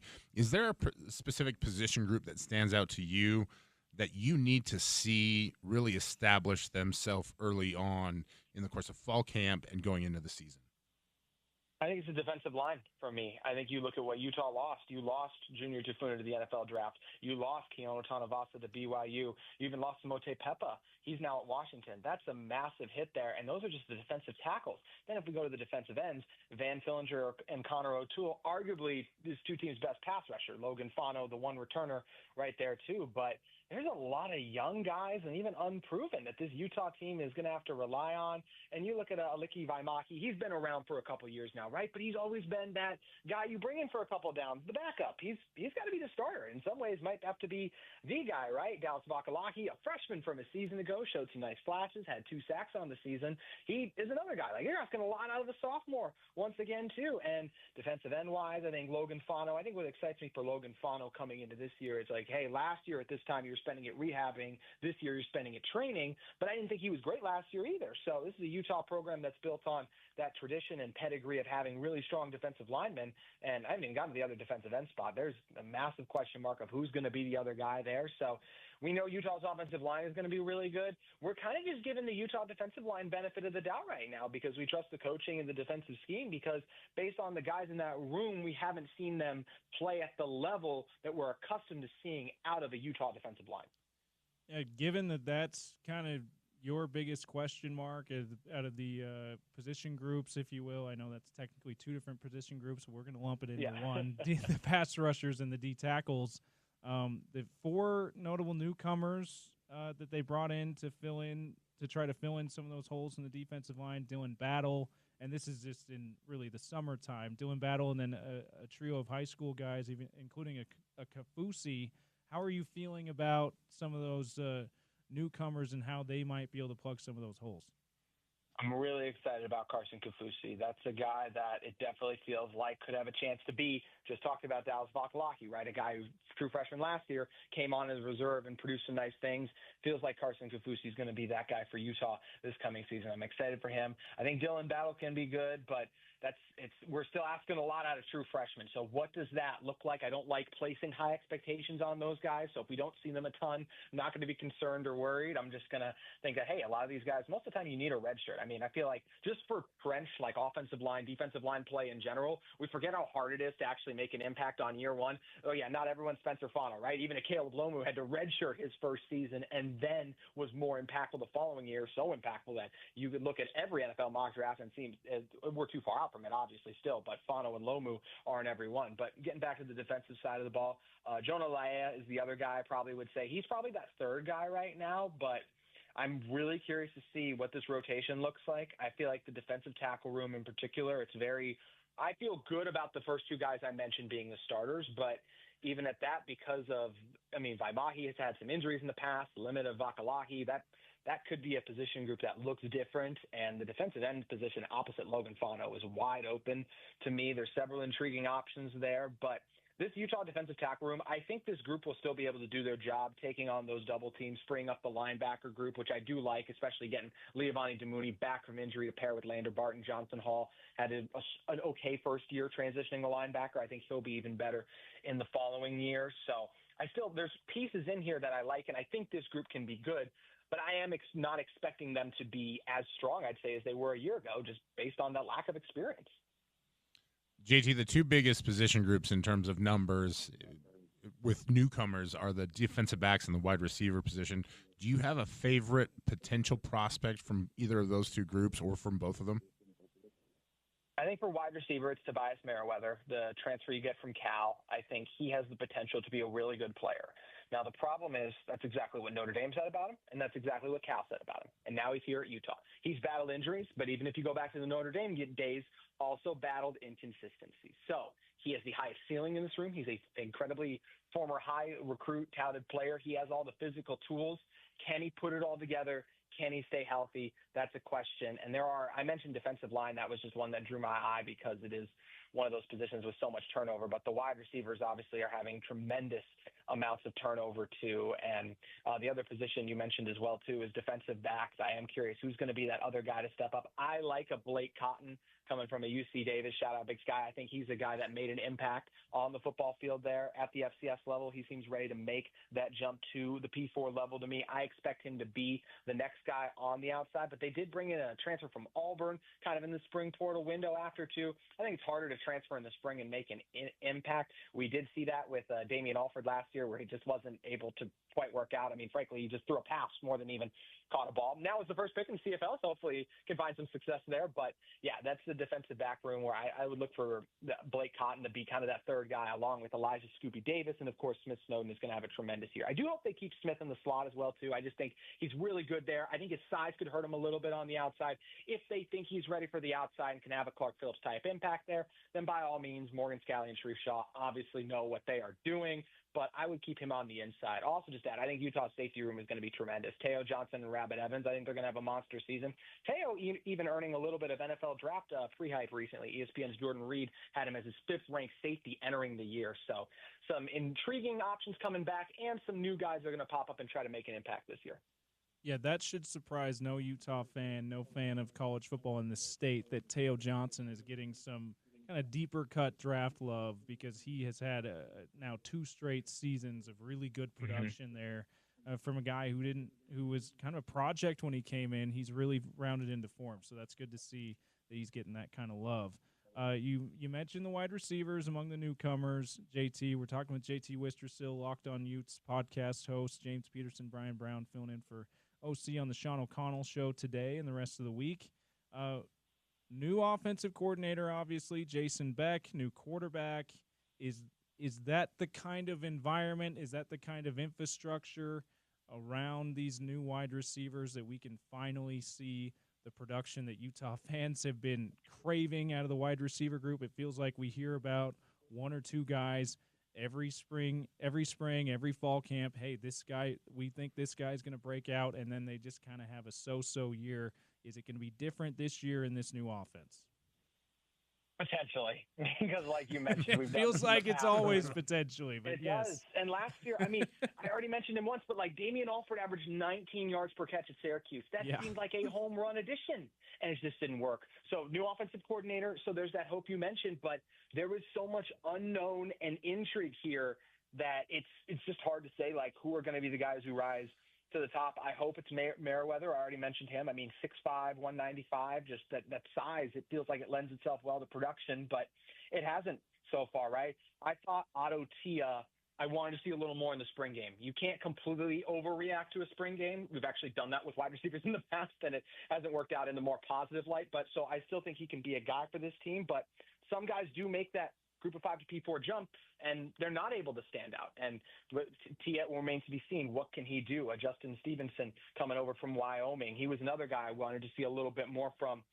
during spring ball as well, too. I do like that you mentioned, obviously, Utah's new offensive coordinator, Jason Beck, Devin Dampier. Well, Ryan Davis also came over a part of that, too. So I like that Utah, and Davis will be a slot receiver. He's 5'11". I like that you have a guy that he has that history with those two, as the trust of Dampier, as a guy you can find over the middle of the field. Creed Whitmore's an SEC guy, but he didn't do much at Mississippi State. So how is he going to fare? If you were to say coming into the season, like wide receiver one confidence, I don't feel as good about Merriweather right now as I did about Dorian Singer last year or about Devon Vele the year before. So that's why I think if you're Utah, you're excited then that you feel really good about the run game, right? Wayshawn Parker should have a monster season. I'm looking at what Devin Dampier did as a dual threat quarterback, and I'm looking at that offensive line and say Utah should be able to impose their will running the ball. Dampier's ability to buy time, only sacked 4 times last year. Obviously, better defense is pursuing him more this year, but a better offensive line to also keep him upright. That ability to buy time, I'm hoping, will help his receivers get open more quickly. Also, we're talking receiver. I should mention Nate Johnson, a massive enigma. Like, what is he going to be in this offense? I still think he's honestly their second best option as a backup quarterback, just based on what we've seen from him throughout his collegiate career. But maybe he'd truly be used as a wide receiver. So I would not bank on a monster year from the wide receivers, and I'd add the tight end group to that as well. I'd love to be wrong and say Hunter Andrews just crushes it this coming season, but that's a guy who was brought in as a linebacker, then turned into a running back last year. Now he's all of a sudden the tight end. That's a lot. We mentioned Teo Johnson. It's taken him time to get to that level after changing positions. He was a wide receiver at one point, Teo was. Now he's a really good safety. I think it might take some time for Hunter. And Dallin Bentley at times left things to be desired last year too. So I do think the passing game could be one of the weaker points of this team, honestly, overall. So you're hoping a few of these guys step up that are kind of unknown commodities, and you're also just hoping that Utah can do what Kyle Whittingham loves and run the dang ball. Speaking to my offensive lineman heart with that comment right there, but I want to transition a little bit to the lifeblood of the program, which is recruiting. And It's been a busy week for Utah in terms of getting commitments. Just give us your overall feelings on this class, and are there any commitments this week that stood out to you specifically? I like this class for Utah. I honestly feel like I'm not trying to make it about BYU, but it does just hurt when BYU's landing a 5-star quarterback and you haven't landed a 4-star in this class yet. So I like some of the additions in this class. I don't think this class is a home run yet. I'd like to see at least a 4-star. And Utah has built the program that they have on developing guys. So if they don't land a 4-star, it's not all over. But it helps to have a couple of those elite guys. Part of the reason Utah broke through and has won some Pac-12 titles is because a Lander Barton was on this team, right? You had some of those high recruits that still hit and paid off. So I'd like to see Utah add a few more guys. The cornerback out of Timpview, Saya, I think he's a beast. I think he is absolutely a guy that's going to see the field one day with this Utah team. Just added him the other day. He's been making plays in the state for so long. You can turn on even just his huddle tape for like 2 minutes, and you're just like, ooh, this guy's got a chance to be special, and we know the kind of coaching he's going to get.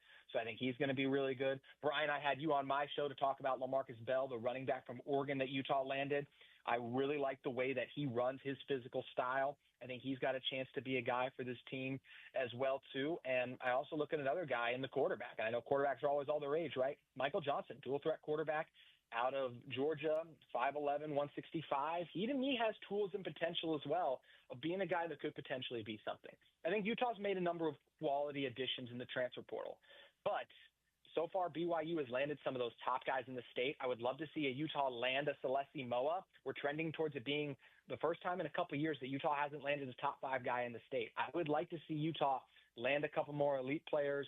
They had a 5-star in over the weekend for a visit. The latest reports are that he's down to Texas and Ohio State, so it doesn't look great there, obviously, right now. But I'm curious to see if this team can land that big home run. Even last year, they got a 4-star in Polu, and Christian Thatcher, the linebacker, was until he was knocked down a peg from the recruiting rankings. So we'll see there. Like the class, several strong additions. Guys I do think will perform well, but still missing that big home run. I mean, this class ranks 69th in the country and second last in the Big 12 as well. So even while I like the players that brought in, those are just the facts too.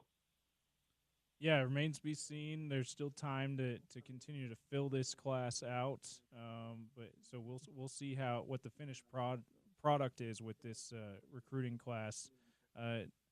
Wanted to ask a big picture recruiting question to you too, JT. You mentioned we can't help but compare to what's going on, what Utah's doing with what BYU's doing, especially when this week they make national news, landing Ryder Lyons out of California. It feels like the perception has shifted over the last couple of years in BYU athletics as a whole. If you think about A.J. DeBanza on the basketball side, where for about a decade plus in the Pac-12 era, Utah, the perception was they were way ahead of BYU as independent in multiple programs, football especially. But with Ryder Lyons, the latest top guy in a sport, coupled with AJ DeBanza in basketball, it feels like BYU's the perception has shifted that BYU's the top dog as far as recruiting in the state and athletics. Do you believe in that perception, and what is it going to take to get Utah to swing the pendulum back on to their side? I mean, it's going to take a lot. I mean, BYU just landed their first 5-star since 2006. And Utah is trending towards their worst recruiting class in a couple years football-wise. So and also, if you were to combine Utah and BYU and say, hey, who are the top 3 recruits on these 2 rosters combined, all 3 of them, unfortunately, would go to BYU. I'm a massive fan of Brock Harris, the tight end from the state of Utah, who's going to be a BYU Cougar, and Bob Mulitalo, offensive lineman, was a defensive lineman, now offensive lineman. He's going to BYU as well. That hurts. So it's a gap right now, fortunately, for Utah. I will also say this. I don't think recruiting has ever mattered less. What I mean by that is if you miss on a recruit, that in the past was kind of detrimental of oh my gosh, our quarterback development has just sank for 3 years. And now what did Utah do? They literally missed on quarterback development, right? And now they just transferred in and added Devin Dampier. And in a lot of ways, it looks like he will clean up that position for them. So I think that's what's nice for Utah is even though you have Ryder Lyons could be really good, there's also a chance he's never even as good as Devin Dampier is. That just happens with recruiting. So it's a massive win for BYU to be landing these players. And the gap right now, it's BYU is the one who's obviously winning. I mean, you just landed the best player in the country for basketball and a 5-star QB for football. Also, you mentioned just the national perception too. I mean, those commitments happened on Pat McAfee's show and Stephen A. Smith's shows, First Take. So that's another thing too, where they're just that global brand is only growing and increasing. Utah's was great when they won back-to-back Pac-12 titles, and then this year you don't even make a bowl game. That's a tough look right there. So I'm curious to see what this team does to try and close that gap. I really think it comes down to the right transfer portal finds and recruiting and developing as well is what you're going to have to do. I'm curious to see in the NIL era when BYU has shown that they have those resources more and how settlements and things are coming in. So we'll see if that remains that way for BYU. If that stays the same, they're trying to do this thing right with revenue sharing and regulating NIL deals. And I'm not saying anything about BYU. I'm just saying there are things that college sports is trying to do to levy the NIL playing field. If that happens, that can help Utah. But if not, it's just going to be even more important if you're Utah to find the right players and recruit and develop them. Because a lot, right now at least, the on-paper matchup in the future, especially because of this recruiting, it's going to lean towards BYU. But that's not going to stop this Utah team, and especially the way they're coached, the culture, even after Kyle Whittingham moves on, whenever that is. This Utah-BYU rivalry I expect to continue to be great. But, yeah, the Cougars have obviously caught up to where Utah is, and that was proven this past year with the year BYU had. I'll let you go on that, JT. Thank you so much for your time. Let us know what's coming up next on Locked On Utes and how our listeners can tune in. Yeah, you guys can head over to Locked On Utes on YouTube as well as on X. We'll post every day, Monday through Friday, talking the latest in Utah athletics. I'll have a show tomorrow, talk about what Utah's floor and ceiling is in 2025, and just continuing to count down the days, as we mentioned. We're in this because we love football, and we cannot wait to have actual football games back to talk about. Really appreciate you guys having me on. This is a blast. Thanks, guys. Thank you, JT. That's JT Wistersill, Locked On Utes. Head over to, as he said, YouTube, Locked On Utes on Twitter, and go check out the latest content he's got there. And looking forward to his season preview as he continues to get creative as we count down the days, 65 days from now when we have real football again. Really appreciate his time. We have a PGA Tour leaderboard update, Bryan, on the other side from our guy Zach behind the glass today. Zach Robinson producing the show. We're gonna turn over to him to do a PGA Tour leaderboard update, and about 3 minutes from now, and then we will have Brogan Houston starting off the 1 o'clock hour, talking Utah Mammoth, including big trade they got today, J.J. Peterka from Buffalo. PGA Tour leaderboard next on Utah's number one sports talk, ESPN 700, 92.1 FM, Sean O'Connell Show. We are proud to be part of Utah's ESPN radio network.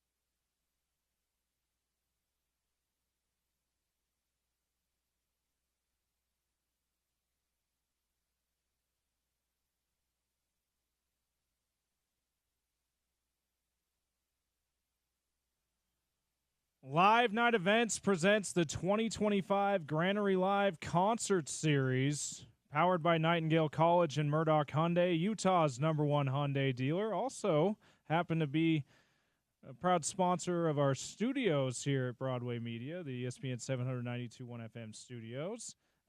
Experience outdoor concerts in the heart of downtown Salt Lake's Granary District. Find more details on ESPN700sports.com and start your engines. ESPN 700 and 92.1 FM is excited to announce the first ever Monster Jam World Finals coming to Utah July 4th and 5th. We'll have a pair of tickets and topical trivia around 1:45 today in the Sean O'Connell Show. Tickets are also available at Ticketmaster. James Peterson and Bryan Brown filling in for OC today on the Sean O'Connell Show, and it's time for our PGA Tour leaderboard update, as we do every Thursday and Friday during the golf season. And it's brought to you by Uinta Golf. As always, crush it with tailor-made golf balls. TP5 and TP5X are now 2 dozen for $95, and Speed Softs are 2 dozen for $45.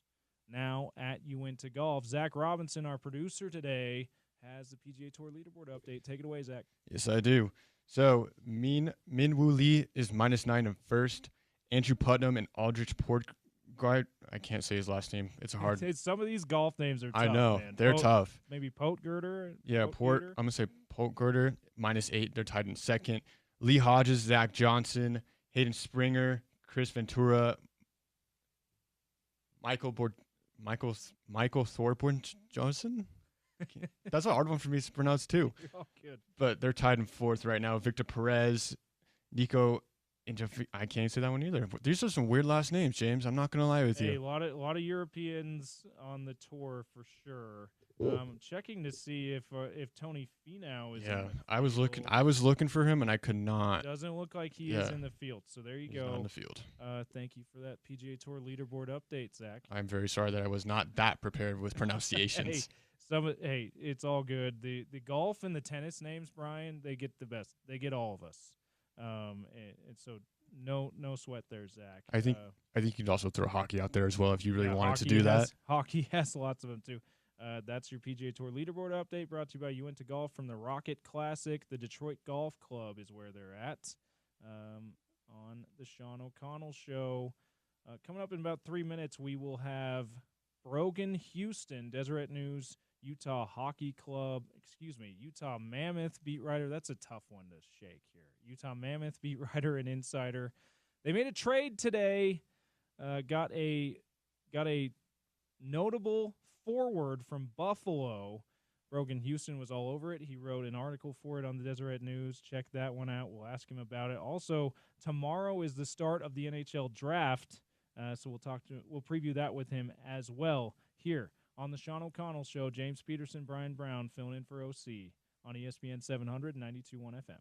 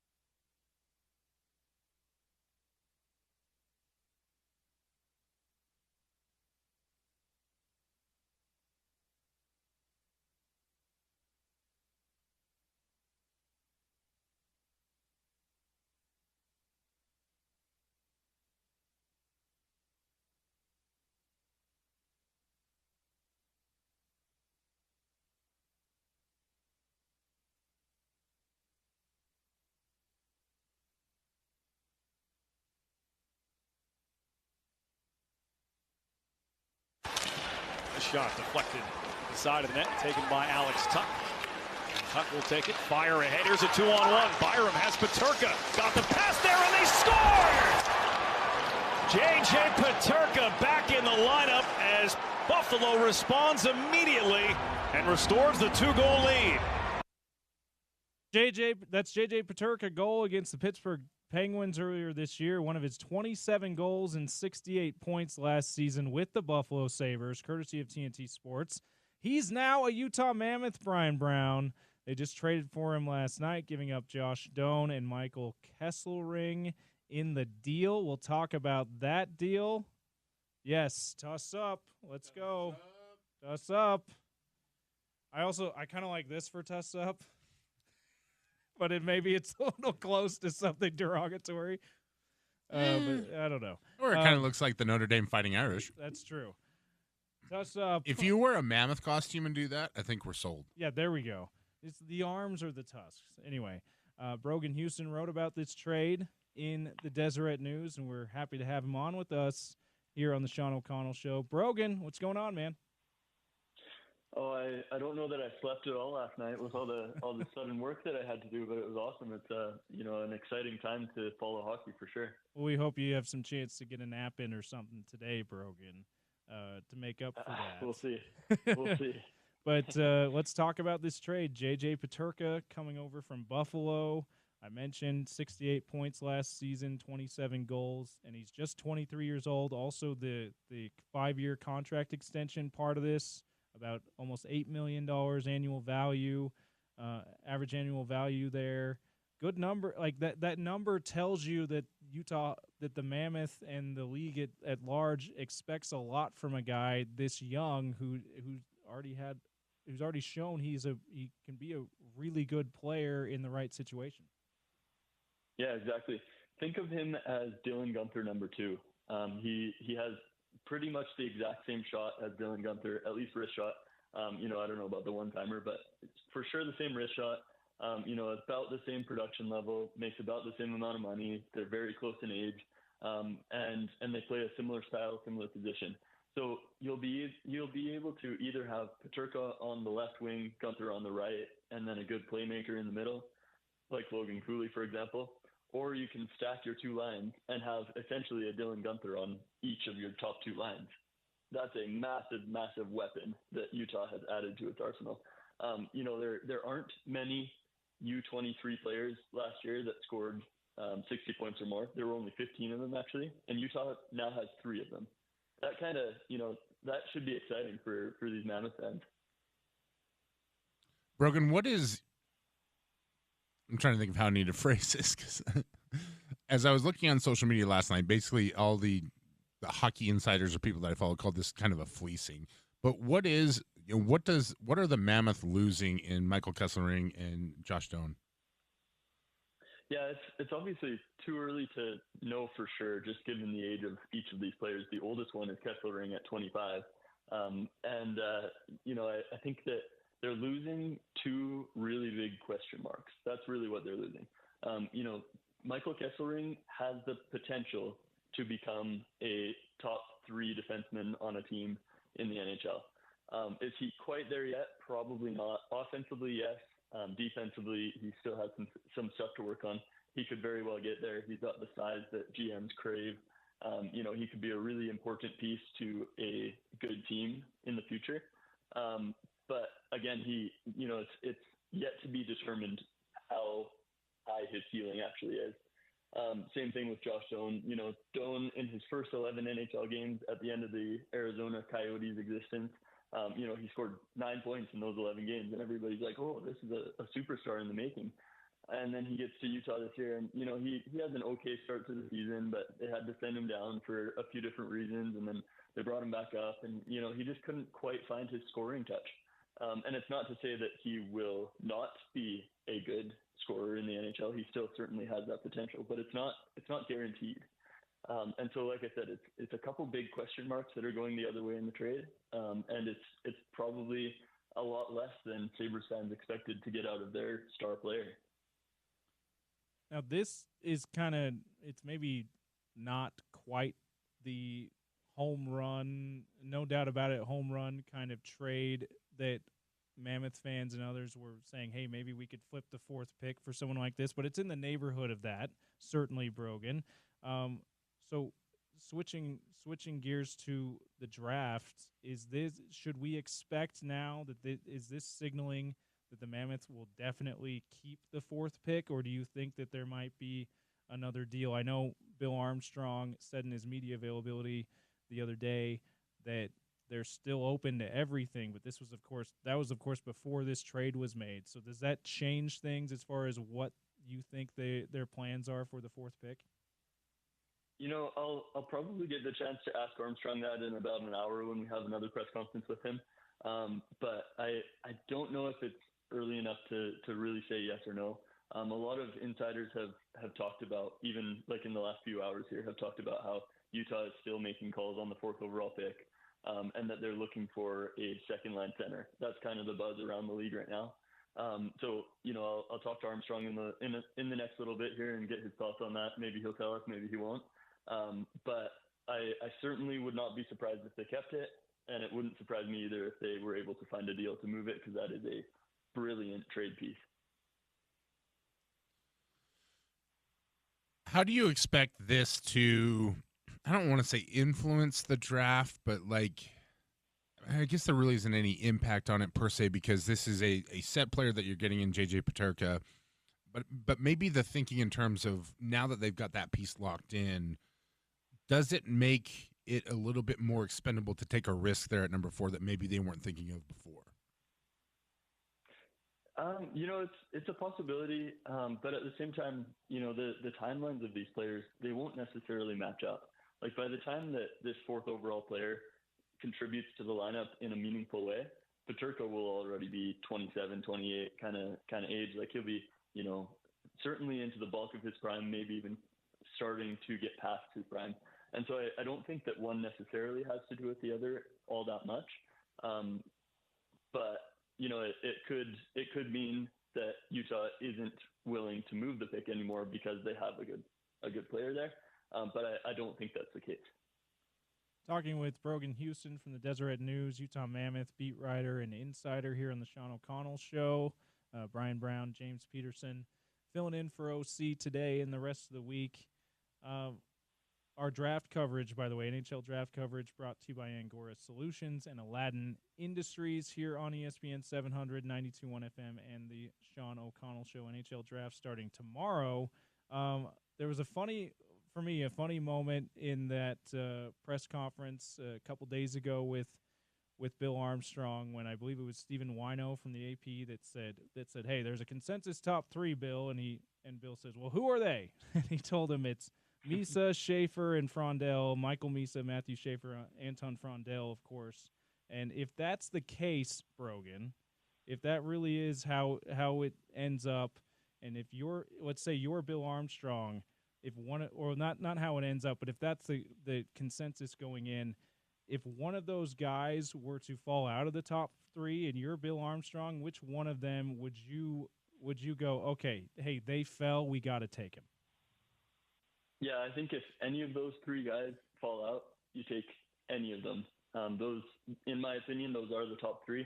Frondell is certainly thought of from the outside perspective as the worst of the 3.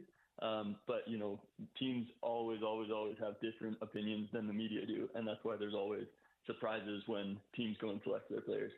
And so, I would be surprised to see any of them fall out of the top 3. But, if any of them did, I think you just got to take whoever is there.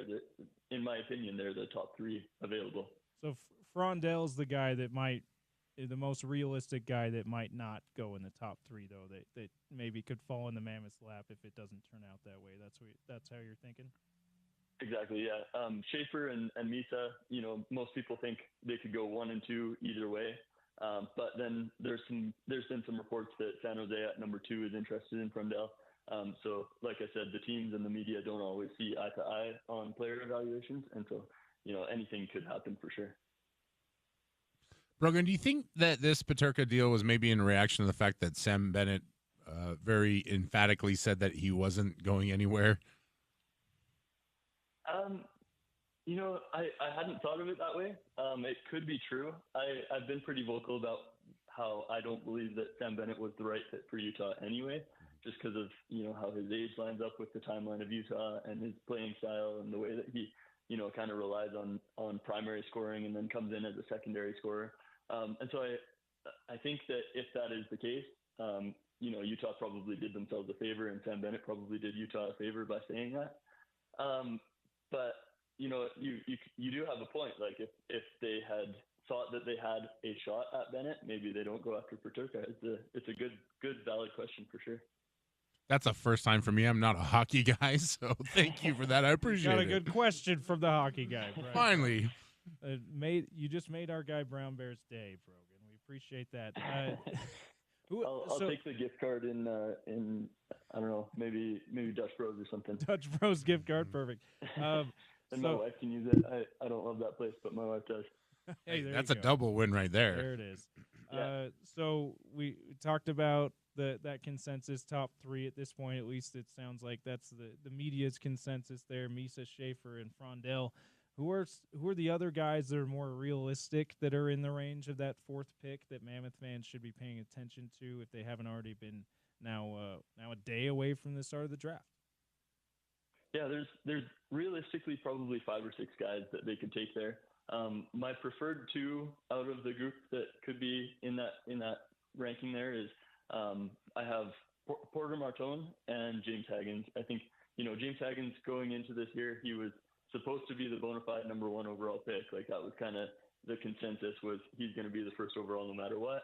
And then he played his first NCAA season, was about a point per game this year, and just wasn't quite as dazzling as everybody kind of expected him to be. And so, I think there's still obviously a ton of potential there. Maybe, the NCAA season's only 30-something games long. And so, is 30-something games enough to really tell what a player is? I don't think so. And so, maybe one bad season, he can put it behind him and come back next year and after that and become that true superstar that he's supposed to be. And then Porter Martone, I published an article on him the other day. I spoke to him over the phone, and he is a stellar individual. He's a great human being from what I can tell, at least in my, 15-minute conversation that I had with him. And he's a big body. He scores a lot of points. He can play a physical game. He's really smart. And so I think either of those guys would be great wins. Higgins is a center and Martone's a winger, so that might play into their factor just a little bit. But I think you can't go wrong with either of those 2 at number 4. Brogan, as we're getting into kind of the meat of the offseason, the opportunities for improvement get less and less in terms of like the draft will be over. And as you mentioned, I mean, whatever player the Mammoth get in that, is likely a developmental player that we won't see immediately. Where do you see the Mammoth taking that next step? Do you see it more in player acquisitions, or at this point in time, is it going to be more internal development and growth from the team as we enter into the season? I'd say definitely way more internal development than external additions. I just think, there's so much growth to be had among Utah's young core. They've got a bunch of new rookies coming in this year, Boot and Timashev and likely Lamoureux now that Kesselring's gone. And, those 3 guys, expect them to take massive steps in their development this year, as well as Logan Cooley and Dylan Gunther and Barrett Hayton and all these young forwards that they have that have been playing for the last couple of years. Each of these guys are really in a spot to kind of become really, really good NHL players, right? Like obviously they were good last year too, but Cooley has the potential to be a 100-point guy, and maybe he gets there within the next 2 to 3 years. Gunther, I think, is probably, his ceiling might be like 80 or 90 points, and he could probably get there within the next couple of years. And so, Utah will have superstars. It's just a matter of time. And I don't think that those are going to come from trades. I think those are going to come from that internal development, but they have to be patient.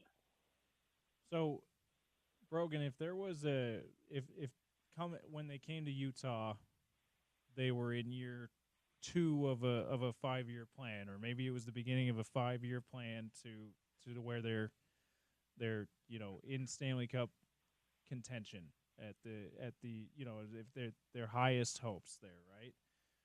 Where do you think after 1 year in Utah they are, if year one was year two or 1 or 2 in that 5-year plan, where do you think they are at this point after 1 year? And given the acquisition they just made with Peterka, given that they have a chance to get a really good young player that we're not going to see in a little while, but with a 4th pick that they weren't banking on with the 13th best odds to move that far up in the lottery, and they end up winning the lottery that way. Have they moved ahead of where they were when they came to Utah, or are they about on track as to where Bill Armstrong and the organization thought they might be in your mind? Yeah, I think that they are definitely a lot ahead of where they were last year. I think I would adjust the numbers slightly. Bill Armstrong usually calls this the 5th year of the rebuild, this coming year, the 5th year, of about an 8 to 10 year rebuild. Okay. And so that's the numbers that I would go with, just because of that. That's how Armstrong usually explains it when we ask him about that kind of stuff. This is Armstrong's 5th season about to be at the helm of the team, whether it's Arizona or Utah. And so, he often tells us, like, hey guys, like, if you look at all the other cup winning teams, like, most of them had 1st, 2nd, 3rd overall picks, but they didn't really contribute to a Stanley Cup winning team until they were 8 to 10 years into their careers. And he talks about Nathan McKinnon, he talks about, Steven Stamkos and in Florida, there's Barkov and Ekblad and all these guys. These guys all contributed to Stanley Cup winning teams, but it was, 8 to 10 years into their tenure with those teams. And so, I think that's likely the same timeline that Utah is looking at. And Logan Cooley was drafted in 2022. So, they're 3 years into his timeline. Dylan Guenther, 2021, they're 4 years into his timeline. There's still, quite a little bit of growth that Utah has to do. It's usually not 23-year-olds winning the cup. It's usually, 28, 29, 30-year-olds kind of in their prime that are hoisting the cup. So, I think they certainly have a lot more growth to do, but this addition of JJ Peterka, it really kind of pushes that along a little bit and gives them one more piece that could be a really good star going forward.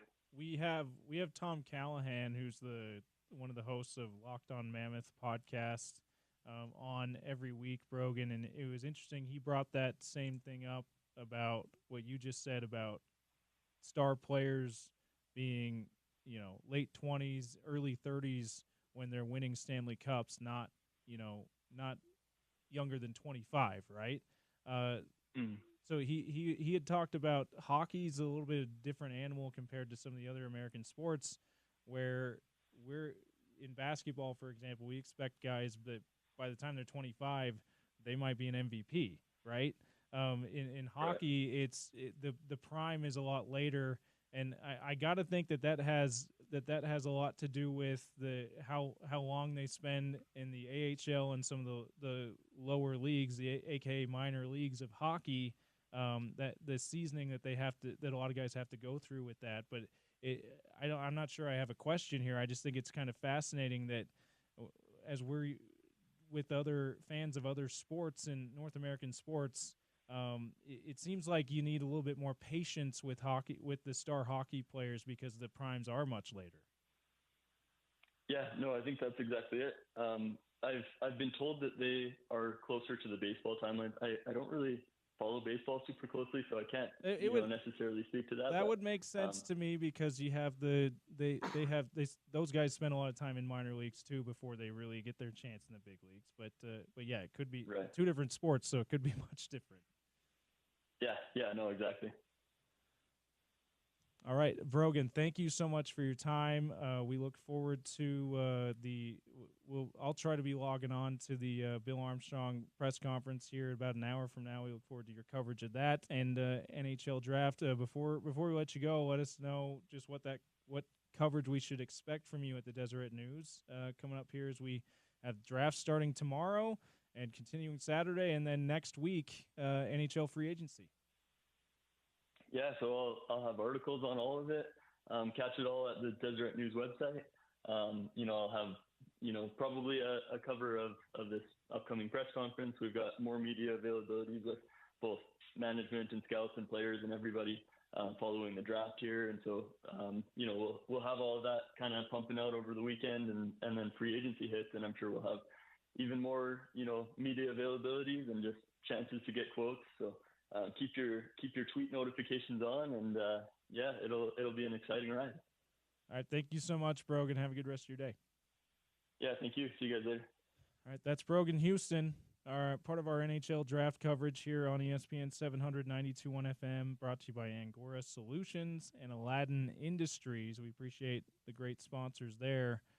Bryan, this Peterka move, you heard him say it kind of maybe accelerates the timeline a little bit, but it is a little bit sobering to hear him say that the general manager himself is saying, hey, we're only about halfway through where most teams are in an NHL rebuild.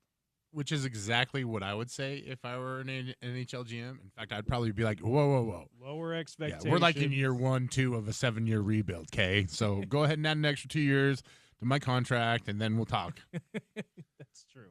But I think internally, the conversations for the Mammoth right now are just ecstatic. And I said it in the question. I was trying to find a way to, I didn't want to put Brogan in a bad position. This was a fleecing because you got a legitimate star player in Peterka who has 23 years old. He's young. Like Brogan said, fits the timeline, brings a legitimate skill set, adds a second forward to play opposite Dylan Guenther. And so we've heard a lot of conversation about getting a center, right? Or, Logan Cooley can play the center, whatever, but maybe drafting a center, maybe acquiring a center some way. So you've got that piece that's got some flexibility if you do end up adding a center somewhere, during the course of things. Like, hey, who knows? Maybe Connor McDavid announces tomorrow that he wants out. Yeah, and he says, you know what city I've always loved that I never got to play in? And then when they entered the league, I was like, get me there right now, Salt Lake City, Utah. Fell in love with Chuckarama when I was in town last time. What up, Matthew Tkachuk? Yeah. But regardless, I think internally they're doing backflips because to me it always felt like, in the way it's been explained to me, again, I'm not a hockey guy, but I follow and I listen and I read. Defense was always the strength of this team. Mm-hmm. And so now what you've done is you balance that out because you were defensive heavy. So it's like, I don't think I even really need to make a metaphor. You had 6 DBs, you traded 2 or moved 2 to wide receiver, right? Yeah. But you got a legitimate player on a good contract who you're going to have control of for a while.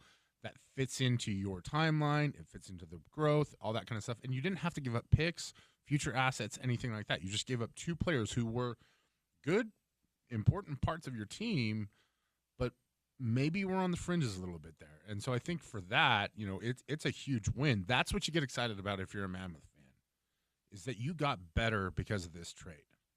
Now, is it going to equal an automatic playoff berth? Probably not, but I liked his answer to the question about where does the development come from. It's internally. You've got a lot of good young players. Keep that track going. Don't disrupt it just because you want to make the playoffs so badly. Yeah, and I do like the patient approach that Bill Armstrong has taken, and obviously because it started in Arizona, we don't have the full context of how patient they've had to be, but I like the communication, the way he's communicated to say, hey, we're being patient with this. We're not going to get desperate and make moves that jeopardize our future because we actually like the track that we're on.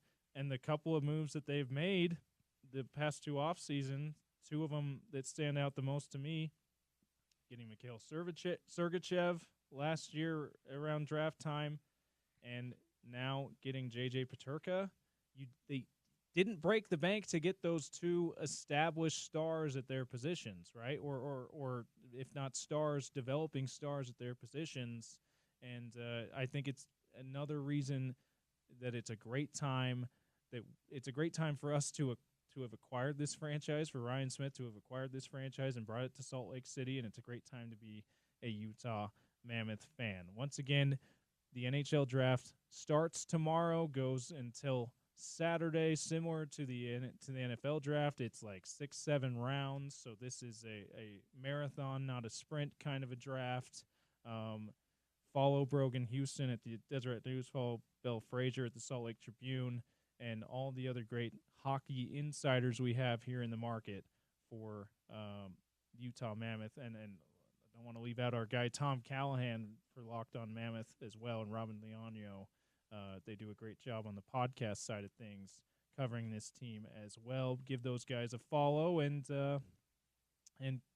pay close attention to what they're saying. Get you ready for NHL draft. Continue some roster analysis and Utah football offseason talk on the other side, Brian. What do you think about that? I might be a little more helpful. Let's do it. 65 days till Utah football. We'll talk more about it about 3 minutes from now here on the Sean O'Connell Show. James Peterson, Brian Brown filling in for OC today and tomorrow here on Utah's #1 sports talk, ESPN 700 and 92.1 FM. We are proud to be part of Utah's ESPN radio network.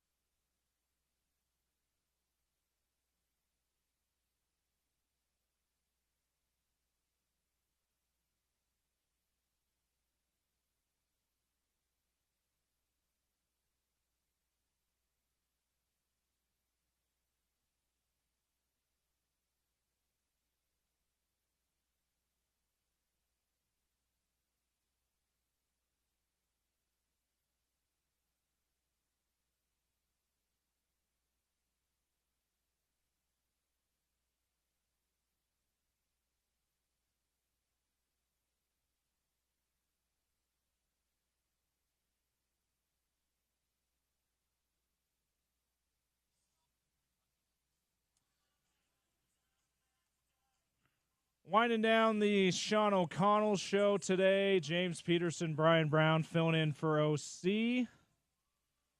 Well, Utah football talk to end the show here. Let's reset the poll questions too, Bryan. Jazz fans, how are we feeling about the first round of the NBA draft? Couldn't be better. Awful. Reserving judgment.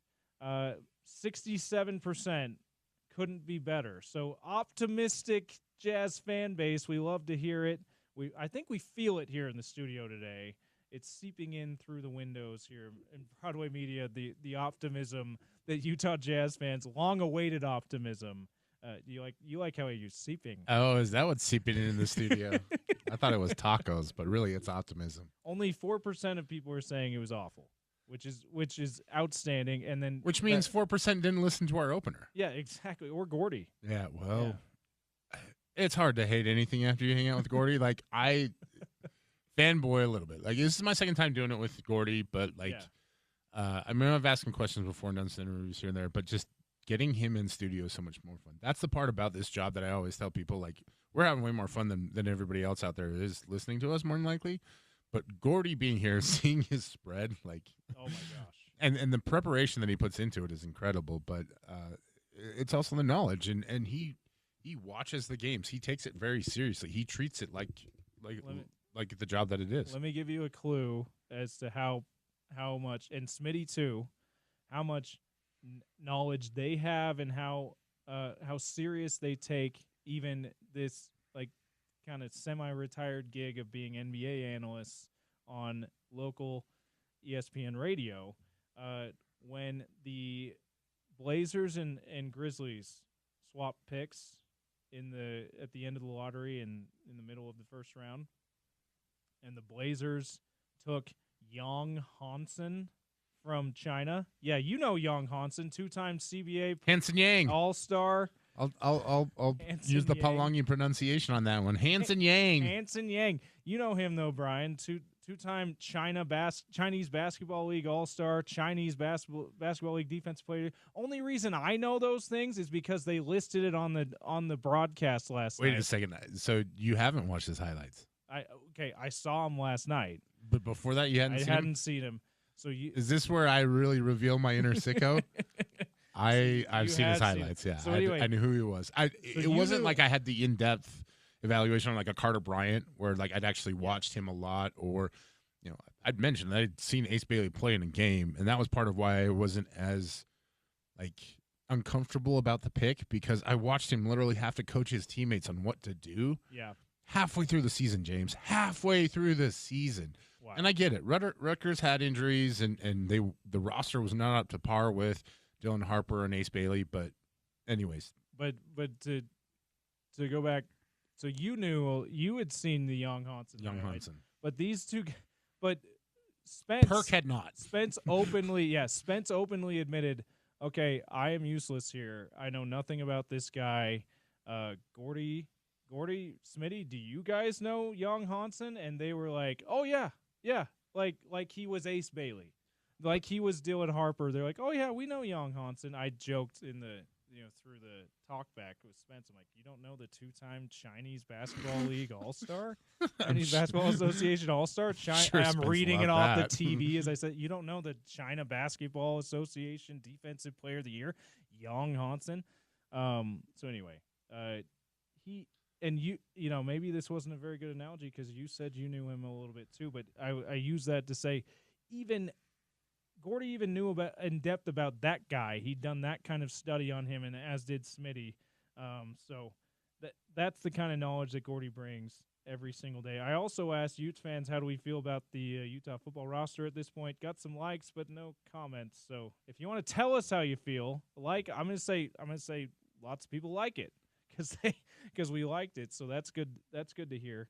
Speaking of that roster analysis, or that Utah football roster, we talked with JT Wisterstill about this. Speaking of a guy with a ton of knowledge on the subject he covers, Locked On Utes podcast host. If you missed that, head to ESPN700sports.com and search John O'Connell Show wherever you get your great podcasts. You can listen to that interview. But Bryan, how are you feeling about the roster at this point? I guess is how I'll start this. That's a nice question of you to ask. I'm okay. You're okay. How are you? I'm great too. I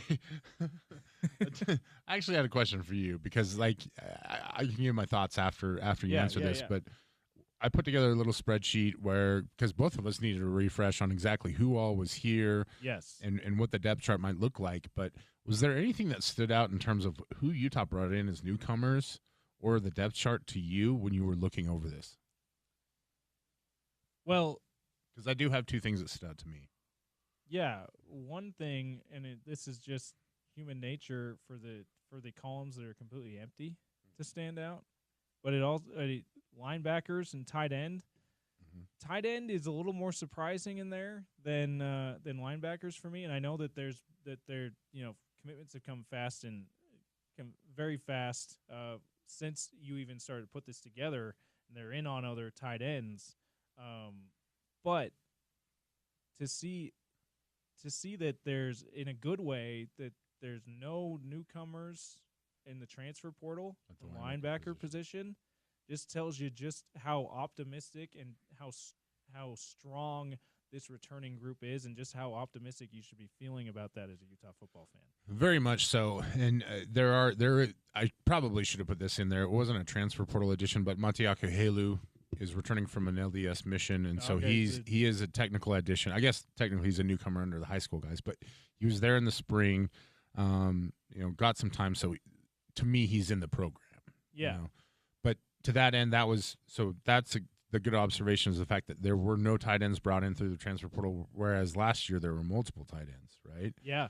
And then on the flip side of that, there were a ton of defensive backs and a lot of wide receivers brought in. And so to me, that says one of two things. Either Utah admitted the fact that they did not have the athleticism at those positions that they actually need to compete, or in the wide receiver position, it's just a massive shift in philosophy, which that is part of it. But I also think it's a bit of a red flag for Utah fans out there. You're basically bringing two new entire groups to the field this fall. One of them in the defensive back position. Now, I get it. Smith Snowden is probably going to end up being the best cornerback to ever play from the state of Utah. And you have Elijah Scooby Davis, who was good last year and really took steps forward in the spring. So you do have some solidification there. But for a team that loves to play press coverage, loves to play pressure defense, it puts a lot of stress on those corners. So it puts a big responsibility on Sharice Shaw to get those guys coached up. And on the wide receiver position, you brought in a ton of guys, and a lot of those guys were here in the spring, and we didn't really see anything outside of the one who left to really, be thrilled about. Make you feel any kind of optimism about it. I agree with you there. I want to say that the emphasis that they've put on adding a bunch of new faces in the wide receiver room is a signal that there is going to be a philosophy change, because I just think that the run the football and take advantage of the size and the tight ends. Now, while running the football is always going to be important in football, I don't mean to, when I say that, I don't mean to say that they should just abandon the run, but I do think that style under Andy Ludwig is just a little bit too antiquated for today's game. And so I hope that it signal that all these additions in wide receiver room signals that Jason Beck is trying to get this offense back up to date, for lack of a better term. And that and hopefully there's production we see from that too. But like you said, the spring game and spring football scrimmages that we saw doesn't give you a whole lot of optimism that there will be a lot more production. And that's by design. Utah's not going to reveal anything. They're not going to give us any kind of conversation pieces or any kind of. One of the reasons why you got to take spring stuff with not just a grain of salt, a whole salt shaker, old tub of salt. But I think they did a good job of trying to go get potential athletes that can fit into the system, right? So you have all those DBs on the roster. If one of them isn't cutting it as a defensive back, slide him over to the wide receiver position, see how that goes. You also went and got Nate Johnson, who is a multi-tool player offensively. Going to use him at receiver. Yep, Absolutely. you're going to use him at running back. You're going to use him in motion. You're going to use him maybe in some two quarterback formats. One thing that you said about antiquated with Andy Ludwig's system is that Ludwig's system was built to be a multi-year developmental offense. So you come in as a freshman and you start to play as a junior or senior, and then you have really great production. You can't do that anymore in college football. You don't have that kind of time. And so what you did is you went out and got a creative offensive coordinator that is willing to take risks and be super thoughtful in terms of schematics, which I think is going to reinvigorate Jim Harding. Jim Harding wants to run more than inside zone. I promise you that. I think Jim likes getting movement in the running game. They finally have offensive linemen that can get out and move and can get out in the screen game. And so you're going to see a lot more creativity with that. I think the difficulty, to your point, is that you got a lot of new guys that you're trying to mix in quickly. And so you've really got to buckle down and figure out a way to speed up development, which if Utah can figure it out, it's a huge win. Because I think that's always the problem. And we talked to Brogan Houston about it. How do you speed up development for a team when development is not a metric that has a set measurement? You know, people develop at their own rates. And so I think some of it is that you look, and unfortunately nobody can see this super elaborate, deep dive spreadsheet with all the bells and whistles of spreadsheets that I put together. It's just boxes. It's just names and boxes. But the one tag I did put on there is there's a little asterisk for every player that was in the program for the spring period. And you can see that almost all the wide receivers they brought in through portal were there in spring. Almost all the defensive backs were there in the spring. And so I think that is very beneficial. The other thing, too, is that Utah has a slew of running backs, and they're all really, really good. Yeah, absolutely. Wayshawn Parker is very good. Yes, that's one of the more sure things on this offensive side and outside of the offensive line is it would seem to be that Wayshawn Parker is going to be a huge factor in this offense and a productive player in the Big 12. We have the drive with Spence Checketts coming up about 15 minutes or so from now. We are going to talk with Spence Checketts in Crosstalk next about 3 minutes from now. We'll also have Monster Jam World Finals tickets to give away in topical trivia as we've had the rest of this week. That's next on the Sean O'Connell Show. All right, rolling along on the Sean O'Connell Show on a Thursday. James Peterson, Bryan Brown filling in for OC today, who's on assignment calling PFL fights. And we're so excited to have Mark and Carissa from the Advocates in the Road Home for it's Road Home Apple Tree time, right, guys? Yep, you got it. Awesome stuff. So homelessness, not just a grown-up problem. Obviously, there's kids involved with this as well, and the Apple Tree is a great way for the community to get involved to help those kids, right? Yeah, the Road Home serves people that are experiencing homelessness all along the Salt Lake Valley, and we serve children as well as single adults, and those families have kiddos that go to school just like any other kid in the area, and they need our help to go back to school this year. Absolutely, and the Advocates has been a longtime partner with this and all the other stuff that the Road Home does, right, Mark? Tell us about we've that. been happy to participate with them and help sponsor this program. It's one of our favorite programs over at our firm. Gives people the opportunity, as we've said before, to come into our office, and we have a tree in there where they can come in and grab a paper apple off there. Has an item on it of something that one of these kids needs, so a backpack or shoes or pens or pencils or whatever, and they can go out and buy that item and then bring it back to one of our office locations. So kind of a fun way to be able to get involved and give back. And I always tell people it's a good way to bring in your kids and teach them about charity and giving back, and they can go to the store and pick this item for another kid to help them get ready for school. It can be fun to shop for these kind of situations, to pick an apple off the apple tree at Christmas time, do Christmas shopping for people in need. And I remember doing that growing up not involved with the Road Home, growing up in St. George, and they had similar programs. So it can be fun to do that, and like you said, Mark, a great way for parents to get the kids involved in a fun way to help the community. So the Road Home Apple Tree has been helping the children at the Road Home start school with confidence and a sense of belonging. Road Home needs your help to provide new back-to-school clothing, shoes, and backpacks for more than 200 children, including a new facility for families with special needs children. We here at ESPN 792.1 FM invite you to be a child advocate. Stop by the Advocates in Ogden, American Fork, or Murray. Just pick an apple off the Road Home apple tree. Each apple reflects a child's needs for school. Visit the Advocates Facebook page or ESPN700sports.com for details. Please help. Every child deserves an advocate. And that Facebook page, they just search the Advocates on Facebook to find that, Mark? Yeah, just Utah Advocates on Facebook, or they can go to our website as well, and that way they can get more information as well as the exact locations of our offices. And I'm sure Road Home website's also a good resource to find that stuff. For sure. You can visit theroadhome.org, or you can check out our Facebook or Instagram pages, and you can find out more details there, or you could reach out at info@theroadhome.org if you have any questions. All right. Thank you, Carissa. Thank you, Mark. Thank you. Everyone, please visit the Advocates and get involved in this. Is a great way to help out the community and kids who need stuff to get back to school, and not just stuff that they just out of necessity, but things that make them feel good as they get back to school. We all like getting new stuff going back to school. Let's help these homeless children have that same feeling. Thank you, guys. Thank you. That is the Road Home Apple Tree. Visit the Advocates and roadhome.org to help out there. Crosstalk with Spence Checketts is next. Maybe we have a Duke appearance in the studio as well with Spence. We love seeing Duke around here. And we also have Topical Trivia. As I said, Monster Jam, 2 tickets to Monster Jam World Finals next weekend, 4th of July weekend, here on Utah's #1 sports talk, ESPN 700, 92.1 FM.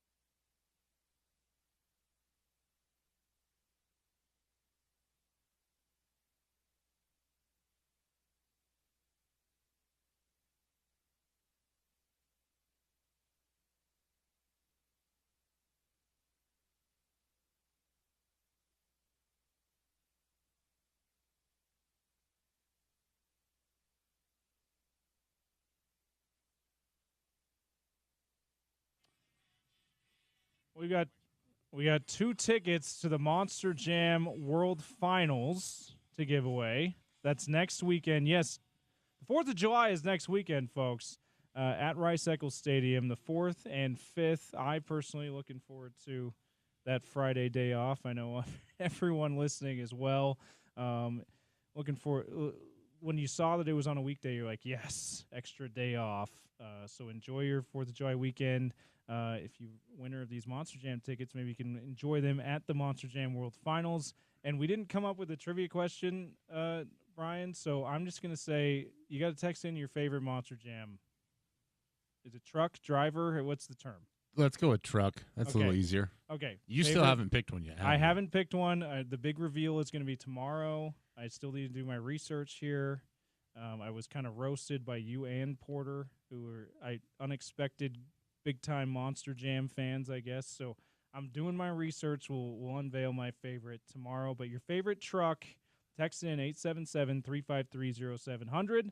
First one to text in their favorite truck, you're getting the tickets. Betting odds are heavily in favor of Backwards Bob. Okay.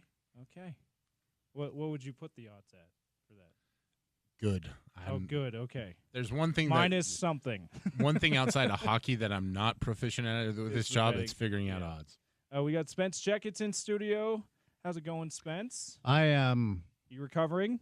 Still wondering how that happened last night. I was telling you guys off air because I've anchored draft coverage for years, for this station and other stations, and had a buddy fly in visiting from out of town. He's like, "You want to get dinner?" I'm like, "Yeah, give me until like 8:30 or so." And then at about 8 o'clock, I realized only 10 picks had been made. I'm like, all right, we're in this for the long haul. But it was great to have the guidance of Gordy and Smitty, and James, you did a great job as producer. And look, we'll talk about it today. This is a risk for the Jazz to take this young man who literally everybody, I think I've listened to 5 different post-draft podcasts, and I watched the coverage last night when I got home because apparently I'm a masochist. The only thing that is consistent is he does not want to be in Utah, does not want to play for the Utah Jazz. Now, Ace himself didn't say that, but you can't expect him to say that the night he's drafted by a team. But I like the fact that Austin said, I don't care. You cannot operate and make decisions based off of fear when you're roster constructing in a place like Salt Lake, which is well established. A lot of players don't choose to come here. But look, you have 7 years, right? Assuming all goes well, you'll have his rookie contract, and then you'll pick up his option. And you have 7 years to convince him, okay, it is good here. We have a good coaching staff. We have a good organization. We have ownership that will spend.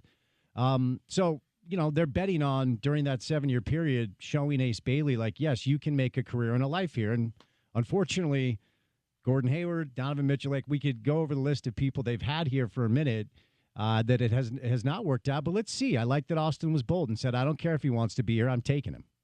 If it doesn't work out, you at least have an asset now with a pedigree that was a coveted prospect that you can get your hands on for a couple of years and refine and maybe trade down the road if it is not a good fit. But I think to the flip side of that, he said in the press conference last night, the 2 things he knew about Utah was that it was hot and cold.